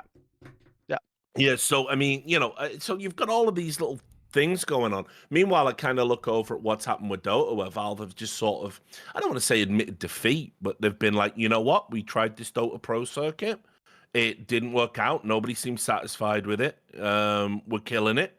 We've got TI, but we're gonna work with tournament operators to, come up with cool individual one-off tournaments like we used to do, in kind of what, well, again, a lot of people consider the golden era of Dota, where every week it was oversaturated, but every weekend you could turn on Twitch and there was a funny little broadcast that was totally different to all the others. And I think that's where esports is headed, as I see it. I think I think we just jumped the gun a bit too much with trying to create an NFL or an NBA within esports. I think structurally that's a nightmare. I think there's a reason kids don't follow stick and ball sports. Fucking think about baseball. Do I want to watch fucking that many games a season? Spoiler, I fucking don't. Not only I don't, I fucking can't. I'm living my motherfucking life. What are you talking about? So, I think what we're seeing now is the idea of esports as a spectacle is where it's at. And this is why I think if Riot Games do want to save their product, and I'll assume they do, although Duncan's right, you could literally give them a roadmap on how to do it, and they would set it on fire because you gave it to them. That's just all games developers. The hubris is staggering. I mean, they But, just you have know, disdain for people who know esports. Like, they would literally rather hire dumbasses from outside the industry than Yeah. listen to people who have been here for 20 years. Richard is right. He's actually making a very relevant point I should have made myself, which is this isn't just a Riot Games problem. In fact, I'll even give Riot Games props in this regard. As much as I might think John Needham's full of shit, there is no guy like that from Valve coming out and making statements about what they're trying to do and what they're... There's nothing. It's complete radio silence, and literally, unironically, it's patch notes, or I have to go and read, it's not a joke, a PC gamer interview, like a very general, just gaming interview with Valve. Like, to be fair, I actually think Riot, this is the one thing I always do give them props for, at least in attempting to communicate, they do way more than the others. Even the same, by the way, with their patch notes, they actually try to tell you if it's a buff or a nerf. Like, I actually will give them props for that. At least they're doing more than the others. Like, imagine a world where, I mean, they're all Saudi owned now, so it's not good, but imagine it wasn't. Imagine we were a functional, healthy industry. Like, just try. It's the way your Twilight episode in like 5 years is just like, imagine a world where esports Yeah, wasn't I know. owned by the Middle Eastern oligarchs. Imagine real American businesses invest, like, and everyone be like, well, it's too far out for me. Yeah, It's like, so crazy, this one is mind bender. You and your wacky ideas. So anyway, but like, so imagine a world where Riot sort of said, you know what, we're gonna kill the league. We're not gonna have leagues, and what we're gonna do is we're gonna have like the IPLs, and ESL are gonna run them, and we'll come up with a fucking ranking system, a power ranking system. Top teams get invited. We have a wildcard qualifier, and you get one of them every 3 months, a big one, right? And suddenly, by creating scarcity, you create value. It's like we really fucked up in this business, like collectively, where we tied ourselves to a bunch of metrics that were not about quality, not about spectacle, but about quantity. And it was about serving up bland slop, minutes viewed, hours watched, blah blah blah blah blah. And unfortunately, I think you do that on a long enough timetable, people get bored and they tune out, and they're not as excited for the next time. It's exactly what happened with StarCraft 2. Oversaturation was a real issue, and then by the time WCS tried to sort of sift through it all, Activision Blizzard fucked it up because they're idiots too. So I mean, look, I hope Riot are open to the idea, because I think everyone in League would really welcome that. You have like a fucking ranking system, a couple of tournaments, and then that serve as regional qualifiers for a big IPL. Boom, bada bing, a wild card team gets in there, and you get to see all the teams from all over the world with their different styles and metas clash, generates success. You'll break viewership records with that. It'll be like having Worlds every 3 months. By the I don't way, think you'll I'll just see say that. this. Oh, go on. I was just gonna say, Yeah, I don't go think on. you'll see that until LCS collapses, and then LEC collapses, and then even then, maybe, but not especially until LCK collapses. Until 3 of the 4 major regions collapse, they're just never going to have, even in the most optimistic outcome where you yourself get slotted in at an incredibly senior level at Riot Games, I don't think there's going to be the appetite. And I think you can just look at Valorant to see and understand how that's the case. The entire offseason was like pseudo unplanned for Valorant, and now has made the great pivot to what I assume is like their actual intention, which is just creator stuff. It's show matches, it's exhibitions. They're just trying to draw as much as they can off the influencers. And I think you'll see that kind of pivot and like them commit to something like that for the better part of 10 years for League of Legends before they would ever even like vaguely consider what you're talking about.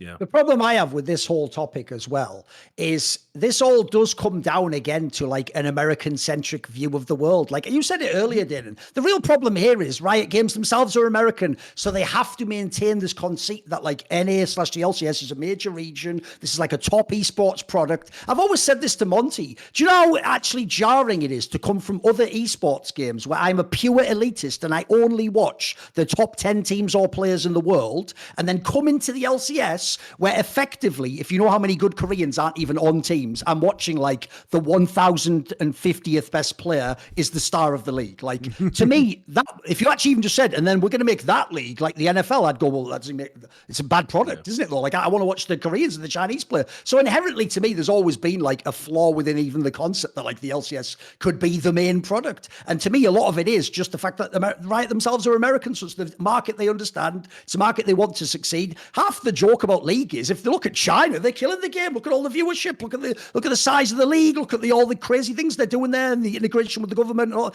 In theory, that should be the success story. The problem is, though, Riot's only tangentially connected to that because luckily China's the one party that could say to Riot, "Oh, you think you own this game, do you?" Like, brilliant. They're basically that guy to fucking put when their Boone hand was on their shoulder like that. You go, "Oh, you think you're in control, do you?" That's basically what happens when they rock up to the LPL, isn't it? That's why Reggie hasn't got his team yet. That's all you need to know. Well, you noticed I listed LPL last, and basically not at all when I was going through the list of things that collapsed because I They can fail. assume try to just they can. I just assume they won't let them. They don't have to. They can just not.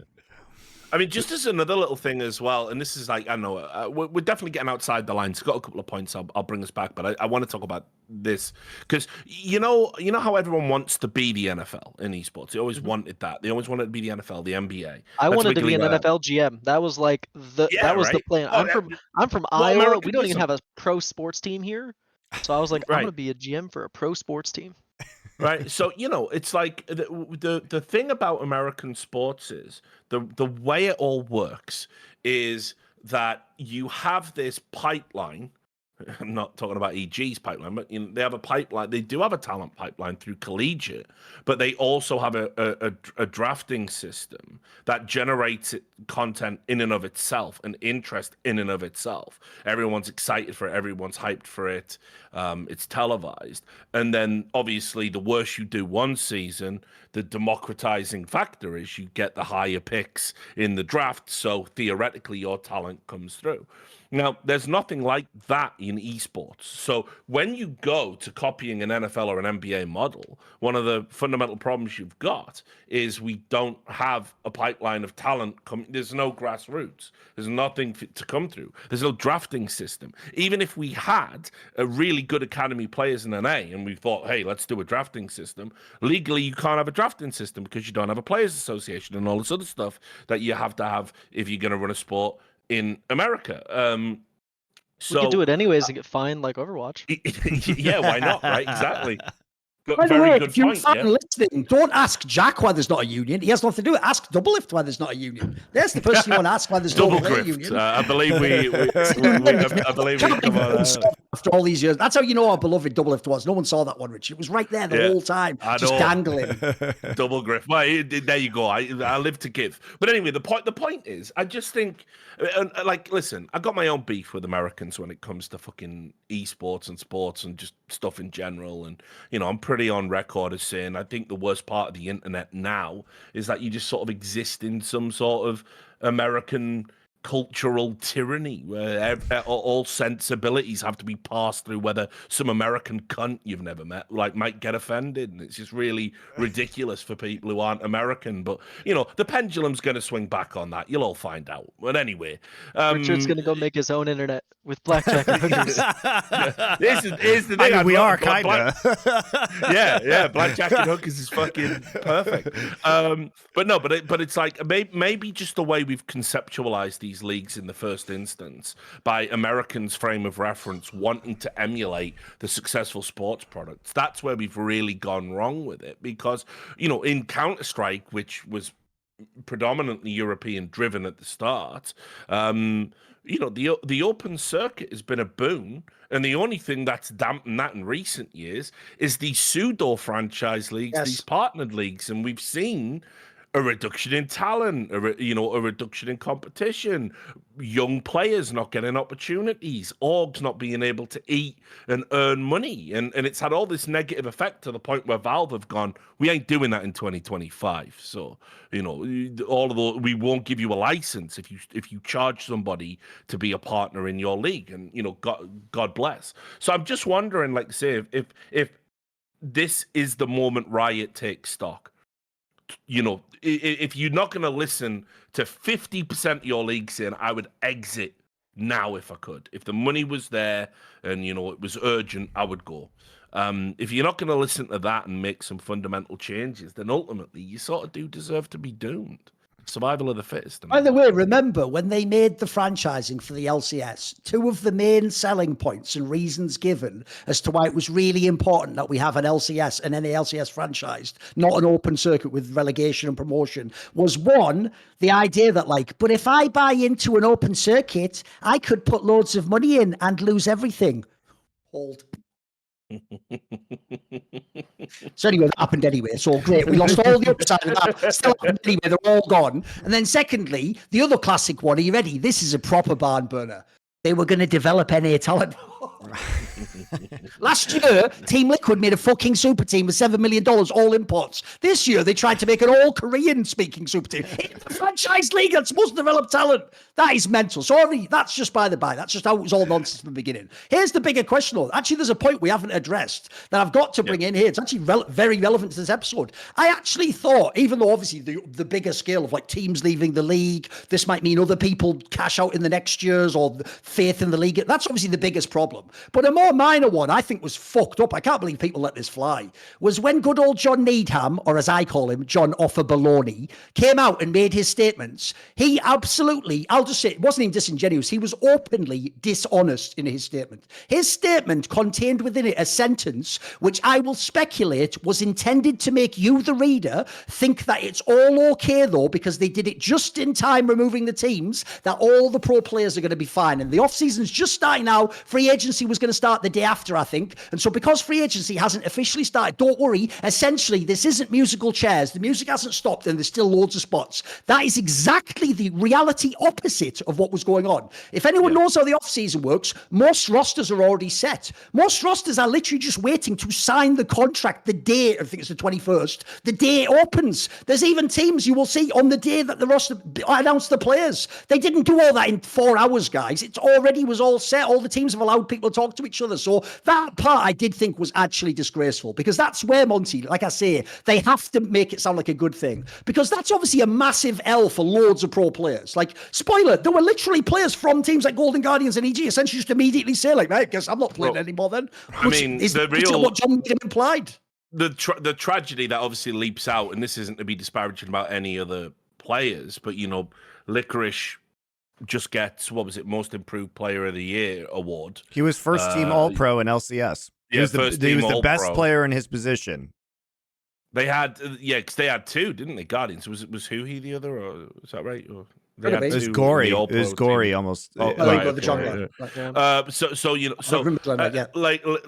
just by virtue of the position he plays in, and by virtue of the timing of this announcement, Licorice is. I mean, I've asked behind the scenes. Apparently, apparently he's gonna have to go play like academy or something for a fucking season. Yeah, there's a very significant amount of players. A lot of them, my friends, who just have no alternative. There's nothing you do. So things are actually so awkwardly dire for some teams, and this has been kind of the case for the last year and a half, where something as basic as like an unsigned agreement is like something you're basically locked into anyway, is like the tiny little fraction of a cost it takes to draft a new one, like pay your lawyers to do so, is actually enough to like actually get you some scrutiny internally to the point where you're not comfortable making that pivot. It's actually not as basic as sometimes it is. Sometimes it is they're just lazy and they don't want to change from what they decided. Sometimes it really is actually as crazy as like, but like we already like made the contract and we already started the visa paperwork and like started working with our immigration council, and that's like anywhere from like $2,000 to $10,000, and we don't have like enough flexibility in the budget to walk back that like $2,000 to $10,000 and like do it another direction. Like that tiny little like itty bitty fraction, that layer. And that's why it's so funny to me that I actually think when we look at like the teams that we lost, it's actually even more dire and more depressing than what we were talking about earlier, where, you know, people are saying, oh, it's a good thing. It's like, yeah, in theory, it's a good thing if we picked the right two, like if we got the right two teams out of the league and it was only really two teams that were the problem. Sure, yeah, removing teams can be fantastic, but that's not like what happened here. Golden Guardians had, I'm gonna obviously toot my own horn, one of, if not the best staff in the entire LCS. They retained literally everyone, like separate from my departure. They had one of the best rosters that was actually scalable, could be like tweaked and adjusted to be long-term and successful. Kept almost literally everyone a gun on my departure. And same thing with EG, while obviously they had leadership problems. Richard has gone very much in depth on what happened at the top of what happened with EG. Very fundamentally with respect to the talent they'd actually developed and the staff that had found them, very actually great. Probably top 3 in the LCS, top 4 at least with respect to staff. And that's what we wiped out of the league. And because teams not are on only such that, thin margins, they can't make pivots to bring those back in. All these players, the staff I just referenced, overwhelmingly none of them have a job. There's like 2 out of probably 16 people that deserve positions not only in the LCS but probably in the top half of the LCS that aren't going to get them because of the timing of this decision.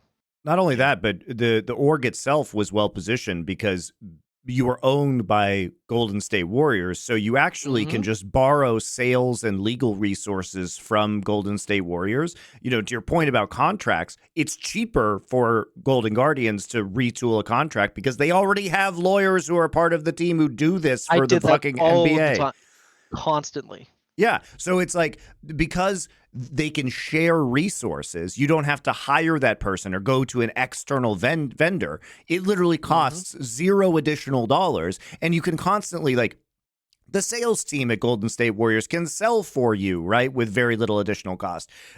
You can tap into this wealth of personnel and expertise that already exists.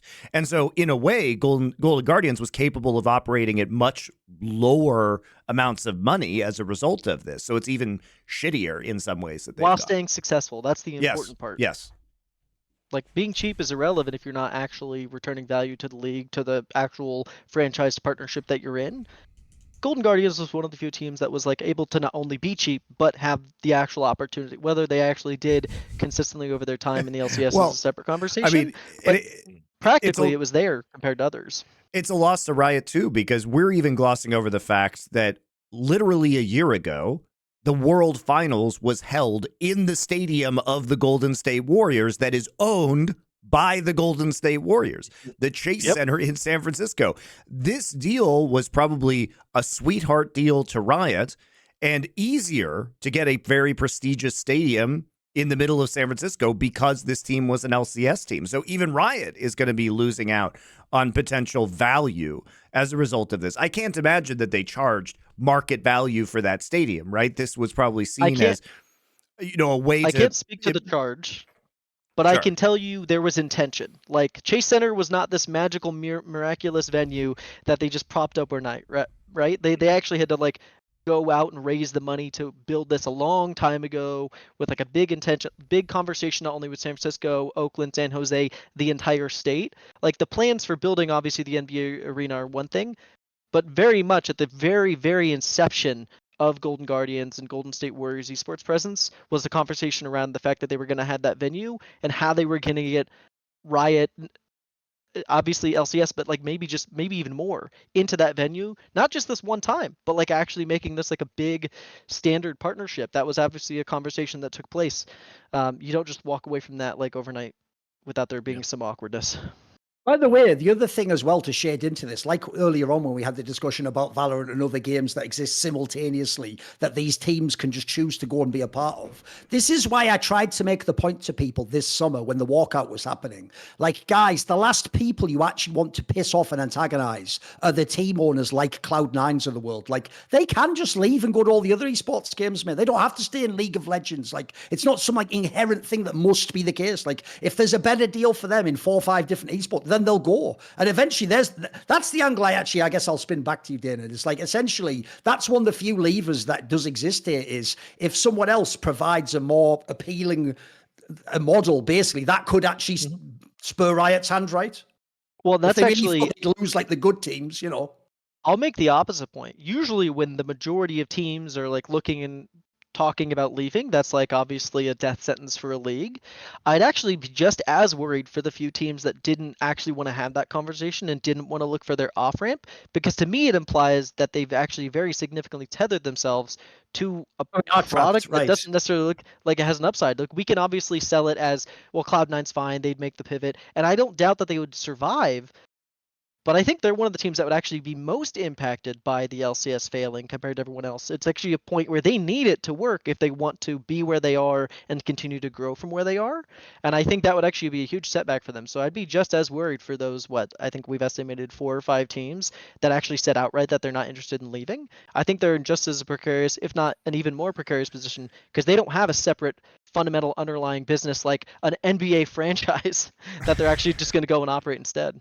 Right, and that's what causes the fear among the LCS teams, is because you have to remember that a lot of the endemic esports teams raise significant sums of venture capital on the fact that these slots were going to go up in value over time. That was the assumption. Now, objectively, in the best case scenario, as we saw from TSM selling to Shopify Rebellion, the spots are now exactly the same as when this franchise came in 5 years ago, right? 6 years ago. I think they overpaid, frankly.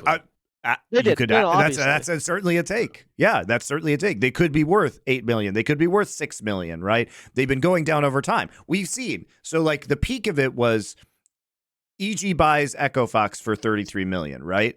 Then we saw some of these go down to about 20 million by the time like FlyQuest is like, the new ownership group of FlyQuest is coming in around that period. Then we see now 10 million. And then Richard, you were reporting, right, that what was the EG slot supposed to go for in the Luminosity conversation? So when the was there a number on that? Yeah, I think I heard 8 mil at one point, but then that was the stumbling block. And so I don't know I don't have the chronology perfectly mapped up. I know that at one point Enthusiast were the preferred buyer. They were in talks. The talks were pretty advanced. Riot were aware of this. Then I believe Enthusiast pumped the brakes on it. They're obviously hemorrhaging cash as well, just on their various projects in the portfolio. And then, I think probably EG, because of this liquidation process they're essentially going through, where they're just looking to sell everything, including those Valorant players still in fucking contract jail or whatever the fuck. They were like, if there's a buyout offer we can get from you, then we want it, and let's listen. I don't think you're selling an LCS slot. I mean, I'll tell you, the saddest, most pathetic thing I've heard is that all of these teams, I mean, I'm not going to say literally all, but let's just say a lot of these teams in the LCS were sending out like emissaries to try and get with fucking Mr. Beast. Yeah. Like desperately begging him to fucking like come in and buy their slot specific. It's like, just fucking stop debasing yourself, guys. Like, if you want to pack up your toys and fuck off, just do it. Like, just do it. I mean, it's Also, just like, it's this nonsense of like, I don't like to call out anyone specifically, but like I look at Immortals and just how non-competitive, like you may as well just call your team punchingaClock.com and you're just going through the motions until you can sell your slot. And it's bad for the league. It's bad for everyone else in the league. It devalues the whole fucking product. So, there has to be a point where you just go like, what are we doing? Like, but whose fault is that? I mean, the fact that Immortals didn't leave in this situation tells you what you need to know, because there is a way right now, based on revenue sharing, for them to just sit there forever and see what's going to happen in the long run. Yeah, but the way it was framed to me was Riot were essentially saying, if you hold the line now, we'll get you on the comeback. So that's the stage we're at right now. That's the stage of the grieving process we're at now. This is bargaining, motherfucker. That's where we're at. Well, I think this is all looking at the short term. I think the long term play, like let's just assume the Valorant pivot is the intention. I actually think Riot not picking Immortals at this stage, or Immortals not opting out, is probably favorable to both parties. It's a little clunky and awkward, but there are mechanisms with which Riot can kick teams out of the league, and Immortals has effectively fulfilled that mechanism. So in the world where Immortals pushes too hard and says like you need to pick us, we need that, what is the estimate, 4 to 6 or 80 million, whatever it is, we need that, buy us out.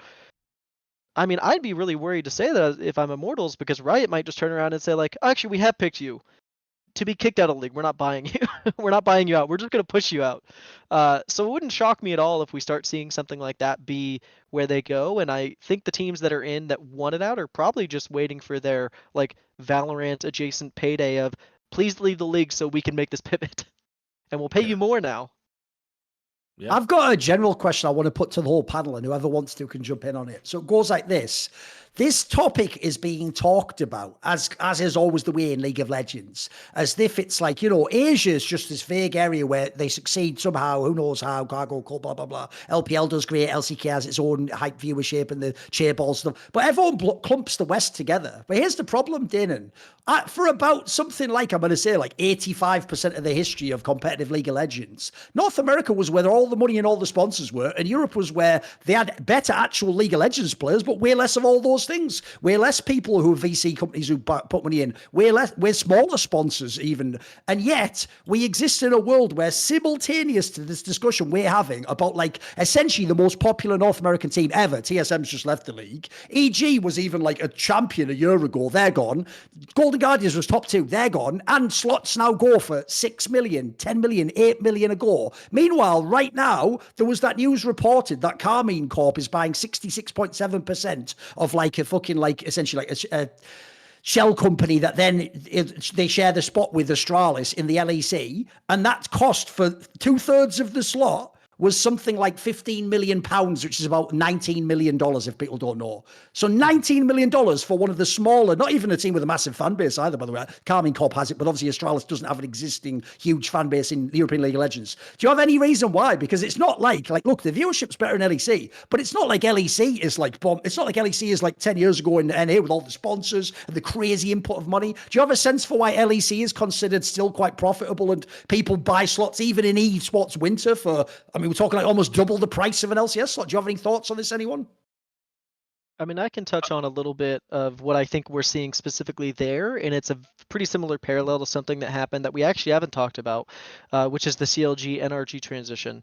I actually I don't think that's like someone on the outside who like sees their opportunity, sees a window, they want to get involved. I think there's still a lot of passion and interest internally to each of these spaces, and I think what you're really seeing there is like an argument over how passionate either of them are in the space, that these are the few people who still have optimism, and in order to carry that optimism for everyone, they have to have so much more to account for all of the pessimism we're seeing across the industry.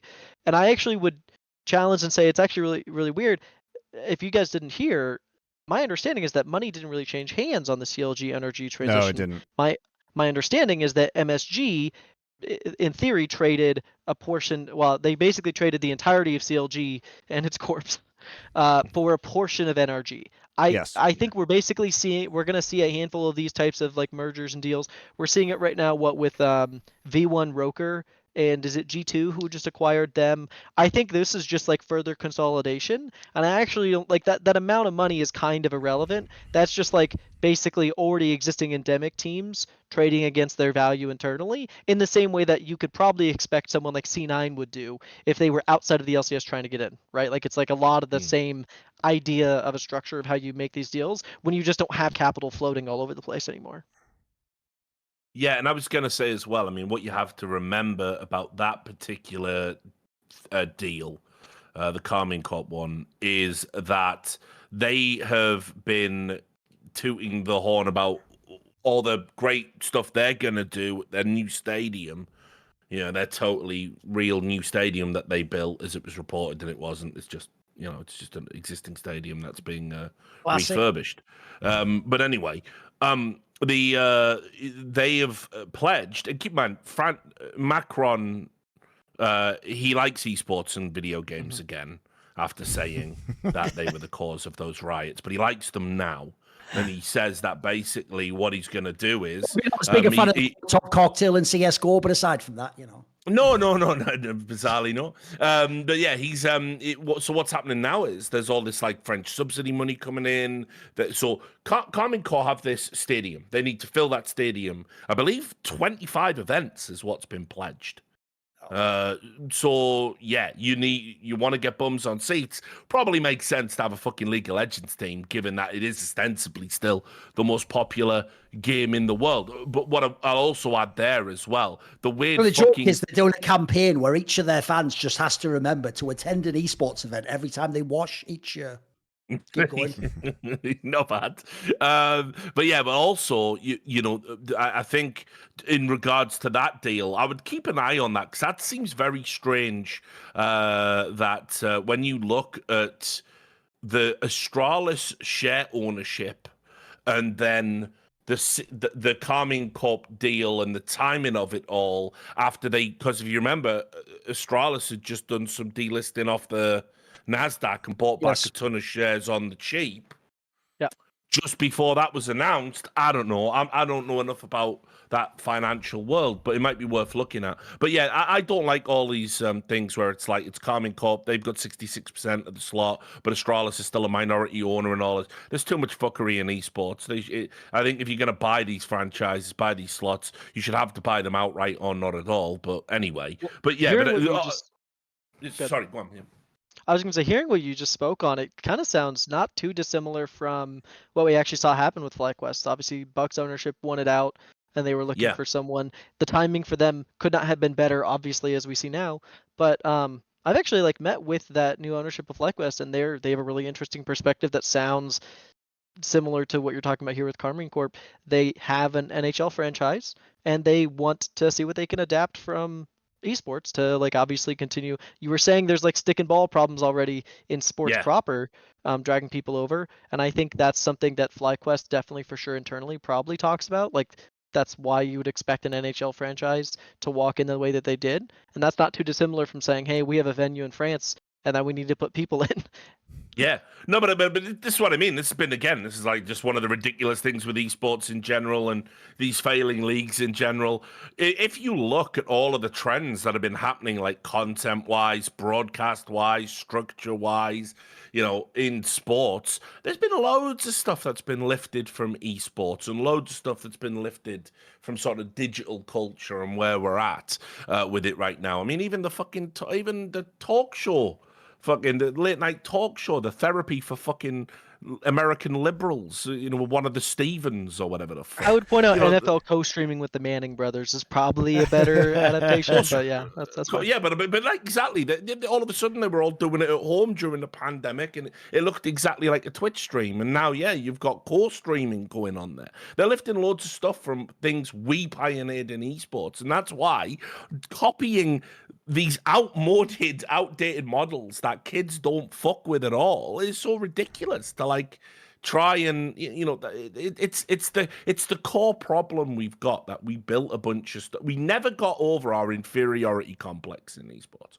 We always wanted to be something we're not. And it goes right the way back to the days of fucking, the early 2000s with dickheads putting on tuxedos and stood there with a microphone, when you're inside a fucking gym with 50 nerds in the background. There's always been this ridiculous, we want to be the big guys. And it's I don't know, why don't we build our thing up organically the way that makes sense for us and see if we become the big guys? Because that's how they did it.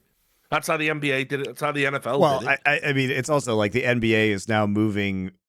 Everybody was obsessed with doing these league structures, and now the NBA is slowly introducing the mid-season tournament and trying to spice things up, because even traditional sports are realizing that what esports did, because we were unfettered by 100 years of previous play, that some of the things esports was doing is actually just better. It's just better at this point in history. And we had these morons who were in charge of these companies who were trying to copy what had already gone on, instead of just using the evidence that was in front of their faces, that a lot of the stuff that esports had created organically from endemic mines was actually really working well prior to the establishment of some of these leagues and other structures in like the 2012 through 2017 era.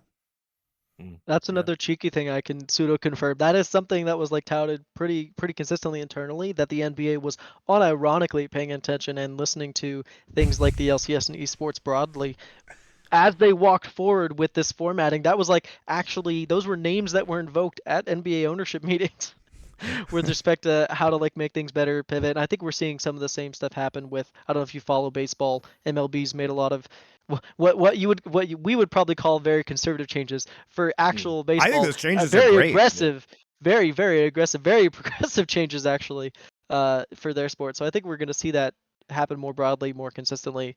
And I imagine they'll just continue to adapt as we continue like growing whatever we're trying to grow here now. Yeah, whatever it is. So I think we should wrap up this conversation by talking about like the implications of everything and, where we're at, and kind of give our takes on what this news overall means for the industry, because it is, in a way, if you didn't watch our episode about this time last year, we talked to Tommy about esports winter and where this is. And like, clearly we're now deep in the chill of esports winter overall.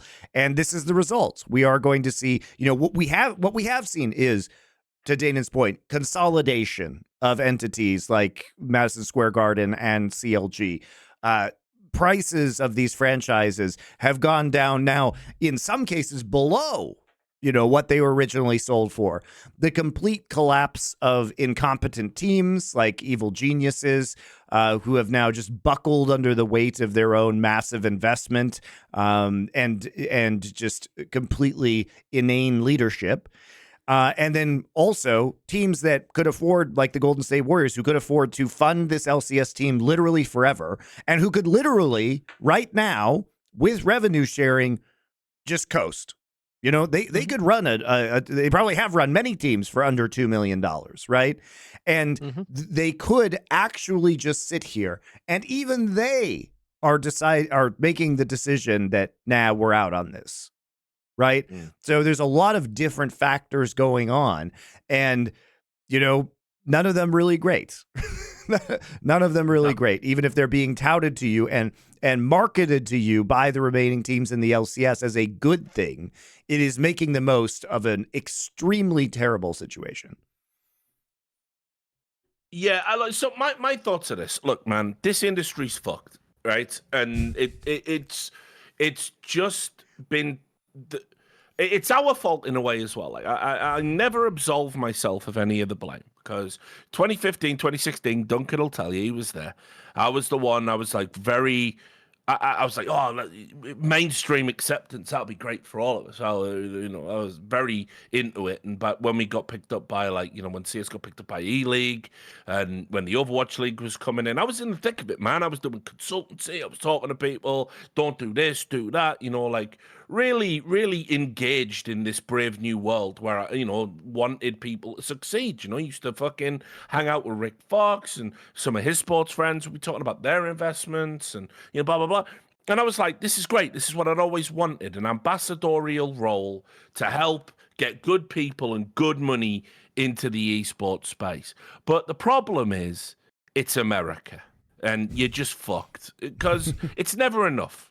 It's never enough. And then when you start looking at all the other geopolitical moving parts of it, and how you have to pay fealty to fucking China at all fucking costs, to the point where, you can't even be a professional esports player and say freedom in Hong Kong without there being a penalty for that, right? Like, it's what happened for me over those 2 years was I realized we were going to become what every other sport effectively has, and that is, we are a commodity. We're a commodity to be bought and sold.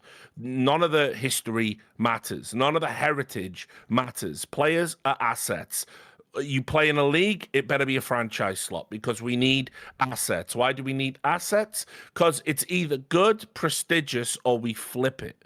And so the problem we're at now is we are neither good, we are neither prestigious, we've built nothing of any value, we haven't scaled up at all. And so people are realizing, oh, okay, it was just another failed fucking gamble. That's all this esports investment was. And people are fighting way too tight, man. This is like watching a fucking relative die of a slow terminal illness when you just wish they wouldn't wake up the next day. That's where esports is at right fucking now. Because at the end of the day, all of these things cannot work. We've now got 10 years of data that show that they do not work. We've got multiple companies attempting it with multiple people, all of them trying the same thing, and it doesn't fucking work. It doesn't work. The models we want to use are incompatible with the fans we've got, the games we've got, the ecosystem we've got. And we're not changing and we're not adapting.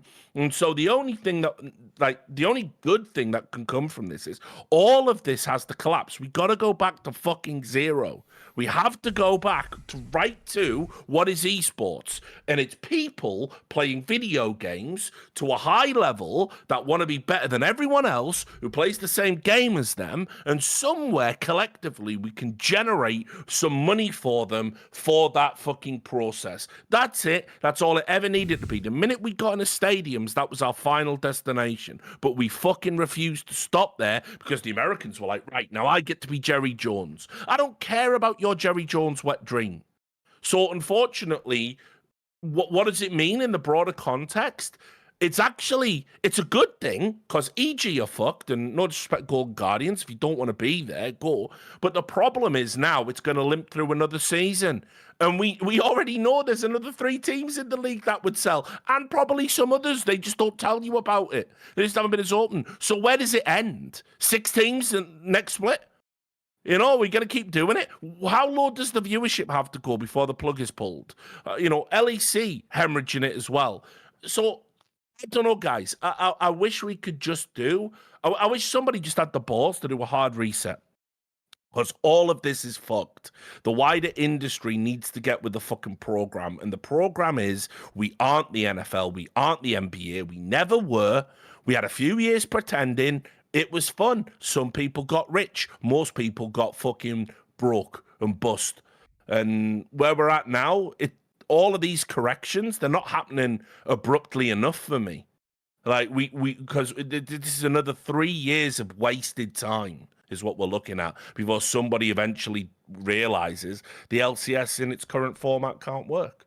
And that's a microcosm of all of esports right now. There. Yeah. I mean, I can wrap mine up pretty succinctly, maybe with a little bit more optimism, in that I think the passion and excitement for esports is always going to be there. Like, I think fundamentally that's where we all came from, right? Like, that's where it all started. I don't think that's gone. I think the people who are actually driving the ship probably don't necessarily share that in the same way that we have it. And I think that's fine. It's unfortunate. It's incredibly tragic. It's really sad for a lot of people, what you were just speaking to, Richard. But optimistically, it'll never die. It'll always have an opportunity to regrow itself. It would be nice in the case of what you're saying, where if we got the reset, if we got the current developers as they are to step out of the way and the way that they've been involved, that'd be cool. But I think one of 2 things is going to inevitably happen. The scene will collapse so hard and get so small that it'll open up wide again enough for there to be competition, for there to be people who walk back in. If we get small enough, we can get to the point where not literally anyone, but effectively anyone can turn over and prop up a space. We saw it in Counter-Strike when it was early and it was cheap and it was obviously there were opportunities that existed. We saw E-League, we saw DreamHack, we saw all these different groups. Blast is still technically new in the space in the context of the greater game. I think we'll see that again. I think whenever League of Legends specifically gets small enough, that's when Riot will inevitably not even like be forced to. They'll just like passively let it happen as like a who cares? Like, we're so small, it does, like, these aren't going to hurt us anymore. They're not going to cannibalize us enough to matter. And I think that will be kind of like the revitalization of the space. I think we'll see better League of Legends start growing again. In the world where that's not what saves everything, it's only because the developers themselves, in this case Riot, stepped in and entirely subsidized everything, right? I think we can try to lean on the like maybe Shopify saves us because they have a bajillion dollars and this is just a fun marketing thing for them, and maybe 7 more people like Mr. Beast will walk in and do the same thing. I don't think that's realistic. I don't think that's ever going to be something that happens, and I think there's actually even teams in the space that would get in the way and block it. I think there are teams that exist exclusively in a way that is not conducive to them walking in all uniformly like that, so that'll never happen. So optimistically, if we don't get that competition, it's going to be subsidization. It's going to be the developers at an executive level walking in and saying, hey, this is a real sincere marketing initiative, and we are okay with entirely the existence of the league being supported by the developer. There's, hey, we're going to give, let's say a crazy number, we're going to give every single team $4 million a year. And we're going to prop them up entirely, and we're going to tell them they are exclusively held accountable for every dollar they spend above it. Everything else is covered, and if they want to go be passionate and crazy, if Shopify wants to put a $10 million roster on the Rift, we'll let them, but we'll subsidize that 4 million. And I think at that point, we'd probably start seeing some like consistent uniformity in the quality of what we're putting on the stage, and then ultimately the broadcast. But until Riot or another developer does something similar, we're going to be looking for that collapse.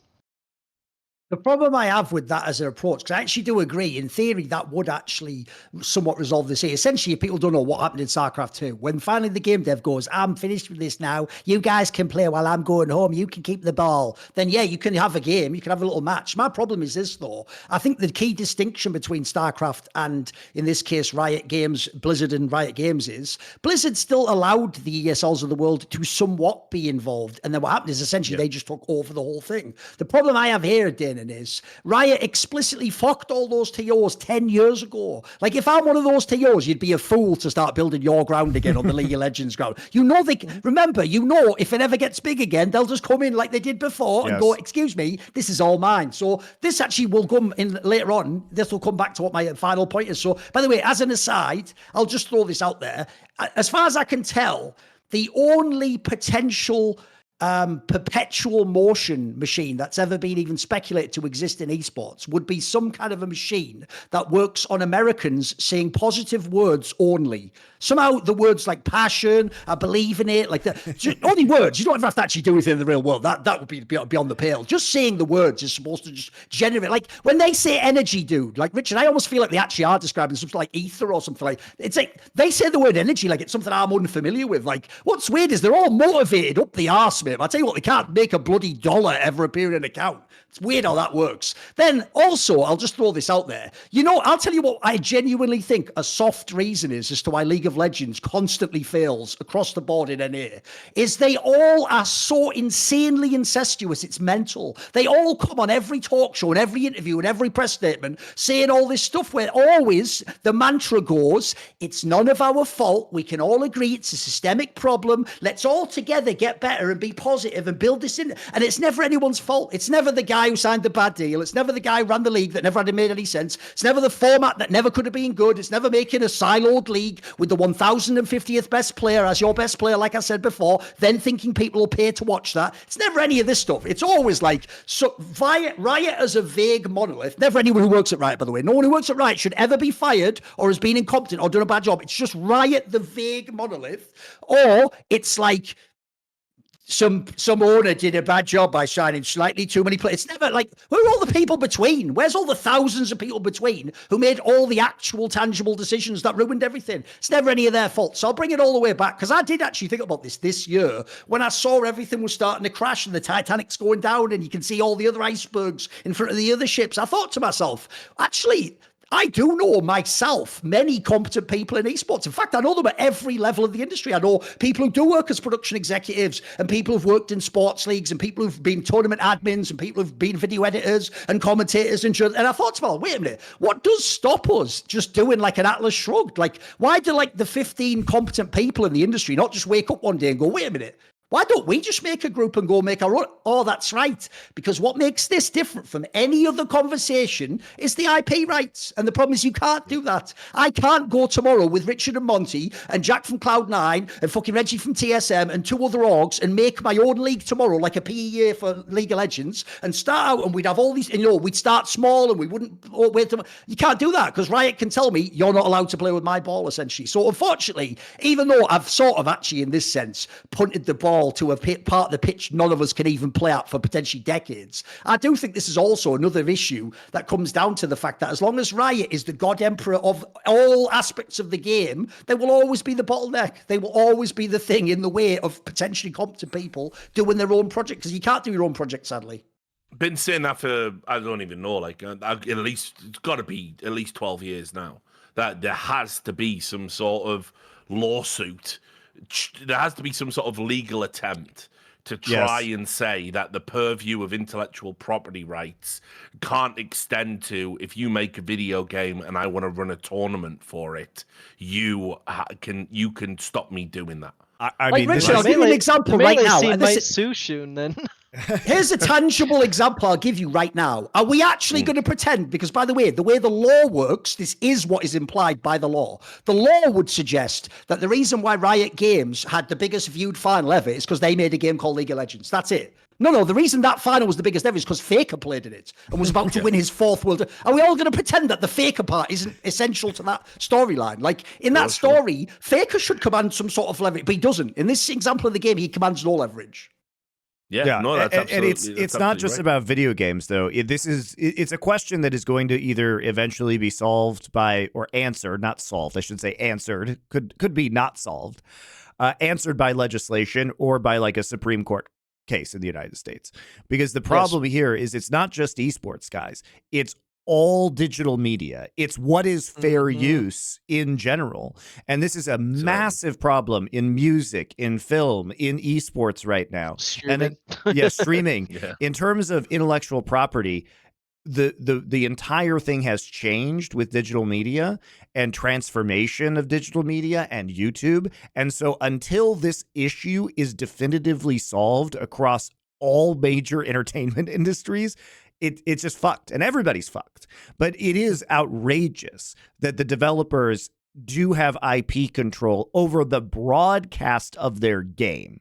And that is wild to me, because they are not doing anything to gain ownership in that context, right? They make the game, but the entertainment product, the players that play the game, the production that puts this on, can and often does have literally nothing to do with their game. And it is, it's insane that they are able to influence this level of control. It's so disingenuous. Just quickly, Monty can give an actual real example of this, because if people don't know, I think enough times past, Monty, I can say this now. When we were at Flashpoint, we ran one of the first Valorant tournaments. It was called Pop Flash. Monty arranged the entire thing. It had nothing to do with Riot. All the prize money came from Flashpoint, and the whole thing was organised by Face and all that. And at the end of it all, Riot just popped in and went, "Yeah, that Monty's not appearing on broadcast." After we did the whole thing from nothing, literally, and they could, and they were, by the way, they were allowed to do that, because obviously, if you don't get the premise, they could have revoked the right to run the game, essentially, if Monty had appeared. So that's the world we live in. Yeah, exactly. And look, it's so disingenuous, because if esports didn't offer any value to these games developers, what the fuck are you here for? Yes. Right? Why do you put these? Why do you build like leagues ladders into your game? They always pretend they're doing it for our benefit. There's no way they are. Come on. On. Yeah, but it's like, listen, it's like we've used this example a ton of times on this podcast. When Riot Games go like, when Mark Merrill's out there popping off fucking Dom, nice, enjoy having a career in the game, I made. I'm surprised Mark Merrill didn't pop up and say that to Faker after he won his 4th world's title. I'm sure he got the fucking. It was in his congratulations card, like, you know what I mean? Best would obviously be if he just sort of was so off the pace, he just tweeted at Danny now. Yeah. Danny Law, in case you're wondering. So anyway, we've used the example a ton, on this show, and it's like, at the end of the day, they build, they put all of this stuff in. They call it a loss leader, but it's like, yeah, the esports broadcast might be a loss leader, but the aspirational element of esports is intrinsic as to why people pick up your game. It's baked in. It's baked in. I start playing the game. I go, yeah, this is actually really hard. I want to get good at this game. Oh, there's a ranking system. Oh, shit, I'm fucking bronze, like that fucking Sam Bankman-Fried motherfucker. Right, now what do I do? Well, I could pop some addies and fucking commit fraud, but when I'm not doing that, I could watch some streams of these better players I've heard about. Bros, I believe they're called. And you start watching that, and then you start metabolizing what they do, and you go into it, and then you go, oh wow, look, there's a skin of that guy I like watching in the game. Well, I'll buy that. So don't tell, when Riot present this argument about how like esports is like some sort of charitable venture, all of these competitive games put esports features in their games because esports gives you a dedicated fan base that aren't going anywhere, an aspirational element that causes players to play more, a vested interest in spending money on the game for status and longevity, because they will play games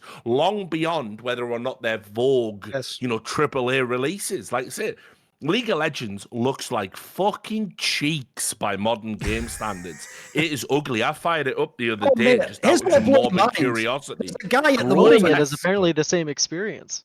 There's a guy at the moment that's one of LS's new like proteges, a guy called Griffin, right, who's just gone to Korea. I think he's like 16 years old from like NA. And basically this guy, because he literally is like a Zoomer, like he was blowing everyone's mind on LS's stream because he said, no joke, in the modern day, League of Legends is the boomer game. They don't, no Zoomers give a fuck about that. They think it's weird that everyone's It's a into it. So the boomer joke is, game. suppose we think it's like the stupid game the Zoomers play. Actually, if anything, like the generational gaps, it's gone back one. So you can't actually rely on. I agree with you, Richard. I think if they were being serious, a boomer game now, mate. if we're being serious, the real reason people follow League now is because of the esports side. Like, would this game still be going massive like this if it had no esport? Come on. Well, surely I mean, look, it wouldn't. Come on. all you need to know about esports profitability is that Riot ran esports back with Valorant and guaranteed people money. If Riot, from 10 years of running the professional League of Legends scenes entirely by themselves, had said, we don't really make money on that, why would they have done anything that they're doing right now with Valorant? It makes literally no sense. So they must be confident that they are highly profitable in their esports marketing exercises. They must be. That's the only conclusion you could reach. Well, and I'll go further and say I don't even know if like the LCS, like operationally, what Riot spends to actually put it together, completely separate from the teams, completely separate from the talent, what we're seeing on that front. I think operationally they're not that bad. I don't think they're like overwhelmingly in the black in some crazy way. Right. Or in the red. I don't think it's either direction, actually. I think it's like surprisingly close, especially with all the partners that they have. And those are like, as we already, I imagine that will change. But But as we already spoke on earlier, like this is like with not ever really getting their amazing sales team in position like Blizzard did, and they're still doing like reasonably all right. So I think like if we looked at it pretty sincerely, they're probably not too hurt about it. It's like annoying, like you have to cut like 2 LCS teams out, but like practically internally, this is probably like the tiniest drop of the tiniest drop of the tiniest drop of a thing that matters for a company of Riot size. Yep. Yeah, I think that's fair, and I think, look, at the end of the day, if Riot if they hadn't wrapped up all this weird like status bullshit in, this is the thing with Riot. It's why they're good and bad, because if you like League of Legends and you're not turned off by a games development company that is basically just Scientology, but they made a MOBA, if you're not turned off by that, then, obviously their communications and everyone's public facing and they all record videos and they're all active on Reddit. All of that would be like really positive and endearing. The problem, of course, is that because they've put themselves out there and everything's all tied to the status, everything's all tied to Mark Merrill's ego. Like the problem with that is there can never be any radical changes to the product because now it's about them. And they what it's like with Riot. No one at Riot is fallible. They are the smartest people in the room all of the time. And what's hilarious is you can take a bottom tier rioter, like literally the lowest in the hierarchical structure of the company, and he can go into a room, or she can go into a room, and they're the smartest people in the room. But when they go into a room with rioters above them, they're morons, and they get abused, and they get hazed, and they have a terrible time, and their ideas aren't listened to, even though they're communicating ideas from the people that had to pander to them and listen to them when they, went to their esports event. Like if Riot would just, it's why I always fuck with Valve more than Riot. If Riot were just business-like on this shit, and we're just making decisions, we wouldn't have these like death by 1,000 cuts. Like seriously, like you guys follow League more and Riot games more than I do, but at the end of the day, I bet, like, how many times has this happened, right, with Riot? A game comes out or a patch happens. Community and luminaries within that community say it will be better if you did this. Riot release a statement, either via a video, via a tweet, via a Reddit post, or they send Freak out to do it. They explain why it's bad and why they've done it the way they've done it.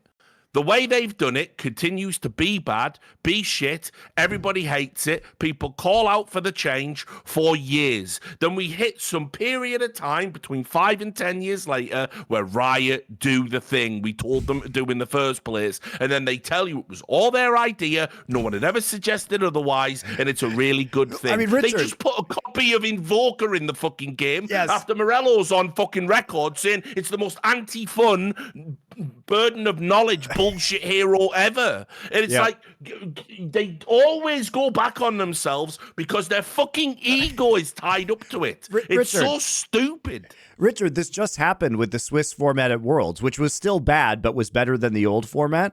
Riot started releasing statements about how viewership had improved, how successful the Swiss format was, as if they couldn't have done this at any point in time over the last 10 years. And yet nobody is fired. So what you're telling me is that you had an increase in viewership and you believe that this format change was wildly successful, but you aren't immediately grilling the people who had the previous format for a decade about why you had lost so much viewership, which could have turned into sales. Yeah. I mean, this is gross incompetence that is just never punished. It is never punished at Riot. Remember, for years, we were told for years and years that it was an essential competitive component of the health of the World Championship that regions cannot play each other in the group stage. They must be separated. And this was told to us. It was done for like 10 years. People don't know. This was really important. This was done. They then just took that away, apropos of nothing, and it's awesome. Yep. This is what I mean, Gideon. This is why I actually respect it. I wasn't really joining in the fun when you were just joking about the certification. Because you're saying that like it is just a premise, mate. This show's been going for almost 10 years. I was there 10 years ago telling them, this is nonsense, Monty. Why is the semi-final of the LCS best of 3? Wait a minute. Why at Worlds does a team who's number 1 in NA get seeded to the top 8 in the quarterfinals, not play the group? Why isn't there double a limb? And when I would be saying these things, dude, that's why I'm so exasperated. People would act like I was inventing them or as I said it. Not that like I'd already watched it literally, I think, on my other monitor in Dota or like every CS tournament for 10 years before. So that's why I find it so annoying, because I've said this thing in the past before. There was a great line Christopher Hitchens used to always say about America, where he would say, America always does the right thing at the very end after they've done everything wrong before that. That's what Riot Games is like. And because of this factor, I would agree with Richard. I think it's just ego. They just refuse to, essentially, they have to hard fail at what they do before they'll ever consider the alternative. Even though, like I said, think about the alternatives I myself have suggested since the beginning of this show, Monty. So it was, how about best of 5 for all playoff series? Spoiler, we have that now. It took years. Then how about you don't just get seeded straight into the playoffs of Worlds? We got that now. Double a limb, we got that for MSI. Wait there, he's just dropped out a second. It's all good. He's come back. There you go. He's back. Double a limb for MSI. Literally, by the way, was I wrong about that? Was that not the best tournament of the year, MSI? That was probably the best League of Legends tournament ever since IPL 5. That was banger. How about even, like I say, don't make it so that regions are just artificially kept apart. How about I just have them playing? If they're good, they play and they win. If they're bad, they lose. Like almost every single change we made, I wasn't just spitballing ideas, guys. Like these were all things I saw work in other esports games, but Riot didn't either see them or wasn't willing to acknowledge them. And so, sadly, this is just the story of League of Legends for me. It actually, sadly, it's got to the part where it's boring because I'm just repeating myself for 10 years at this point in time.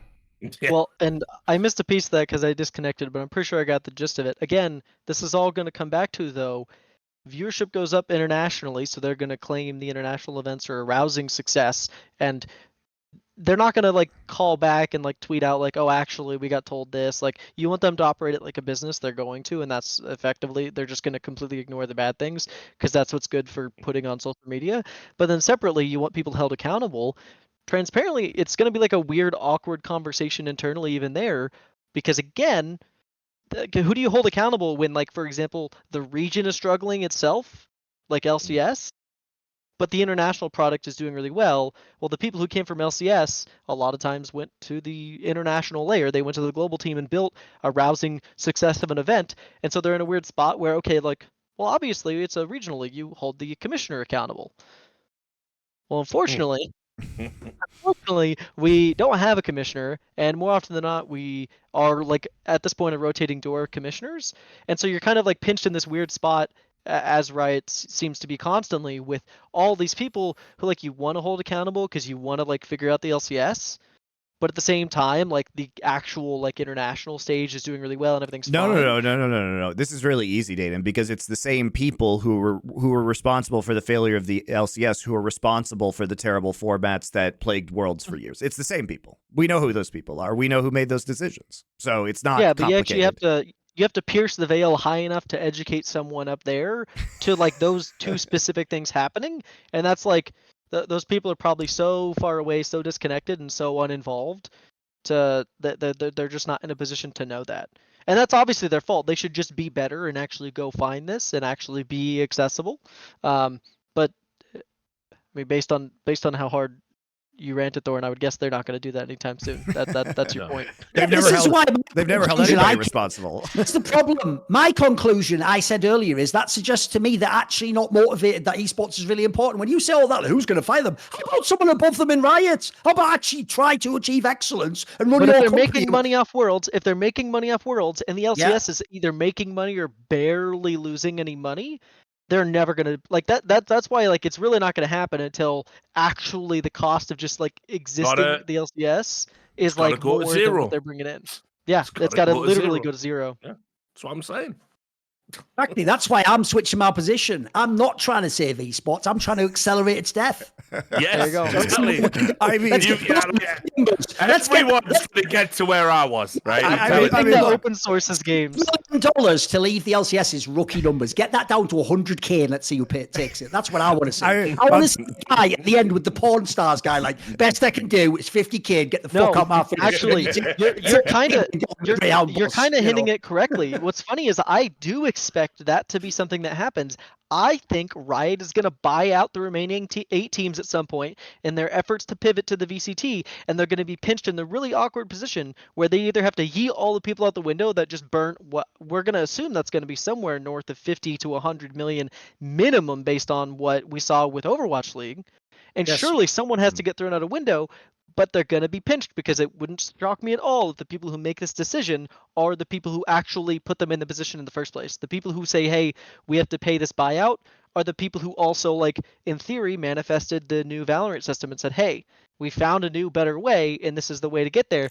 There's going to be some like weird cognitive dissonance they have to go through to navigate that situation. I truly don't understand how they'll do it.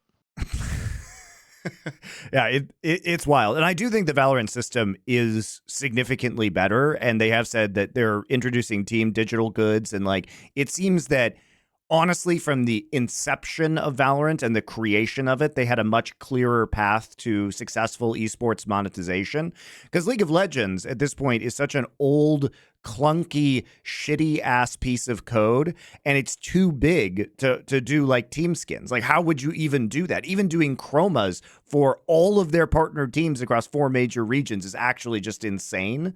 They barely handled profile icons. Yeah, exactly. So like, it's and they got rid of that system. Yeah, exactly. It's a great point. It's too scuffed. So like, at a certain point, the digital goods for League of Legends is just an unsolvable problem, and we know that that's the case because John Needham, like a year ago now, announced we're doing digital goods for the teams. No details. Crickets. No announcements ever since that point in time. And as far as I know, the teams haven't heard anything either, from my understanding. So I don't think there ever is. It's fault that he's full of shit, as usual, on everything he's ever said, apparently. By the way, this is why the thing I didn't finish on replays earlier. are coming any day now. Exactly. I didn't say this on my rant earlier, but I actually, unironically, I'm serious when I say this. I actually think the problem in esports is not enough people are willing to be an arsehole in the right way. Like, this is exactly the problem. They won't, when it comes to actually holding people accountable, call out the people who've done the right thing. They'll go, but I know that guy, and he's having a hard time, and but I've met him at events. He's a cool guy. If you have a bit, and we're having a beer with him right now. We're asking, how does he perform at his actual profession in the world? That, by the way, millions of dollars might rest upon. Like, I don't think that is some, like, by the way, the way people like shielded Nicola Point Jameson, like she was some wounded Bambi deer in the forest that we were just being mean to, like poking with a stick, like, go on, get your team wrecked. Like, she was someone who wrecked a guy's life, who was wasting millions of dollars of fucking VC money that wasn't hers. Like, she's someone who made countless decisions that potentially upended people's careers, boosted people who were incompetent, who, by the way, will now also fail upwards and go to some other fucking org and get to say on their resume, vice president of product at Evil Geniuses, and that'll get them another gig. Like, these people have done like tangible harm to the industry. But the one thing is, it doesn't matter how many millions the industry loses, the one thing they won't ever do is turn around and go, maybe that person was a dickhead who shouldn't have been here. We can't ever just have that. We can't even just have at the end of it all a little bit of honesty. You can have the same exact problems, just a smidgen of honesty. No, at the end, we have to always put the genie back in the bottle and go, it's all systemic and the bad people are gone. Let's not mention who they were. And let's hope somehow the best people at Riot have all the best input and they don't make another 10 years of bad decisions and it all just works out. And anyway, there's your $6 million. See ya. Brilliant. Great scene. All right. Final thoughts on this, those everybody. Those are it. I mean, look, I can say, I'm happy with things going to 0 because honestly, at least for LFN, like, first off, it would get a bunch of the grifters and the tourists out of this scene. And the esports tourists have been a major problem. And what these are executives or people high in leadership positions who are trying to jump on the gravy train, who are never they have no intention of staying in this space. So they will never make tough decisions because this is merely another rung on their steps up the corporate ladder. And they're not going to stay in esports forever. They're going to come in, ruin some shit, and try and get out without having to make tough decisions about economics, without having to make tough management decisions, because they don't want it as a blight on their career as they move up in the developer. Like, do we really think that John Needham's going to be around in 5 years? Hell no. He's going to move to a different developer. He's going to move to a different company and have nothing to do with esports. He is a tourist. He will have all that passion, though. That passion that he accumulated in his, like, sort of fucking rage bar that's almost about to hit peak transcendence. This is not an end game for most of these people within the corporate structure. It's not like sports where once you're in traditional sports, like once you're in the NFL, you're like a lifer, right? These people are not lifers to esports. Like, not even like one esport. They're not lifers for any esport. So they will never do things that they're never going to push really hard internally because they're looking for that next promotion out of this current gig. That is what they are looking for. And these people are the biggest fucking problem in our industry, bar none, because they don't want to make it better in the long term, even if it's a shit decision, even if they have to give somebody bad news right now, because it doesn't suit their own ends. And so I'm happy if it goes to 0. And frankly, we all benefit. The more shit that comes out, the more you watch this show and this content. Like, it's not our content that's going to go to 0, guys. I can tell you that right now. The LCS. So actually, Monty, selfishly, it is a good thing the LCS lost the 2 teams. You're right. Yeah, you win. You're finally persuaded, Duncan. You won him over. Like, you're just buying puts on esports in the LCS. It's fine. Yeah. Ironically, Last Free Nation is fucking built. We have like 1 million fur coats on for esports winter because the more bad shit that happens, the better our business works, right? So, I mean, it's laughable. I don't want it to be this way, but at least somebody's profiting from this garbage, right? You guys are the Wall Street Bets subreddit, but for exactly, downfall of dude. esports. Fantastic. Like this is That's guys, a great this community, is- at least. I'll give you that. And if you're an investor, man, if you don't believe in esports, invest in us. We're your short Buy on it. esports. We're your short on esports, 1,000%. So anyway, sucks to see Yeah. this happening, but I've for many reasons, including selfish ones, don't really shed a tear for esports going to zero, because here's what will happen. The people who are actual esports lifers will not leave, and they will be hopefully re-empowered by the collapse of the industry as all the fucking tourists get the fuck out of this space. So I'm okay, man. I'm okay with what's going on. Yeah, I mean, that's almost exactly my position. I've obviously been sad to see what's been happening, but I already told you I'm the optimist with respect to the fact that we're either going to see competition, we're going to see devs subsidized, or in the most fantastic universe on the planet, we're going to see devs open source their game. Anything that I think separates the developer from the esports space in a way that doesn't hamper the esports space is probably going to be when we actually start seeing what the end game of an esports initiative actually can be. Part of me just wonders what actually would a bad scenario for Monty and Danan look like in this scenario. Like, as far as I can tell, if they get their teeth knocked out tomorrow, they're like, "Well, now I get brilliant new veneers. Look, beautiful. The workmanship's incredible." There you go. There's never any negatives for you guys. I have Brilliant. cyborg Just put them teeth in all the now. positives. Oh, there you go. And I get that money from the Tooth Fairy, so jokes on them. We all win. There you go. No, actually, the he's- end game is all the video games just become mobile game-esque. That's the only real Okay. tragic end game. I I'd agree. probably lose my passion at that point. Oh my God! No, listen. If there's one thing I want you all to keep a track of is I need to know when Danan's passion runs low, we need to have like an intervention in the scene and rush to him. Look, we don't have to give him any resources, change anything. Just give him some great words, get that passion level back up again. But here's the thing, right? We have that saying anyway that Americans and British are like we're two countries divided by a common language. common I feel language, like when it comes to corporate esports talk, though, that's like a third version of English. That like it feels like it's. I feel like I recognize the words, but none of the words mean the same things I think they do. Because, like I say, it's all just people spinning that everything bad's awesome. The joke is, I would obviously dub it esports talk, but some other cunts already ruined that term. All right. I think that'll do it for this episode, guys. Thank you very much for watching. Thank you for Danan for coming on the show. Remember, guys, Yeah, we are going to absolutely. have Good going to have you have on again. more on EG. I know we talked a lot about Golden Guardians, but Golden Guardians leaving is actually the more interesting part of this departure. It's the more shocking part of More this departure. Yeah, depressing part of this departure for sure.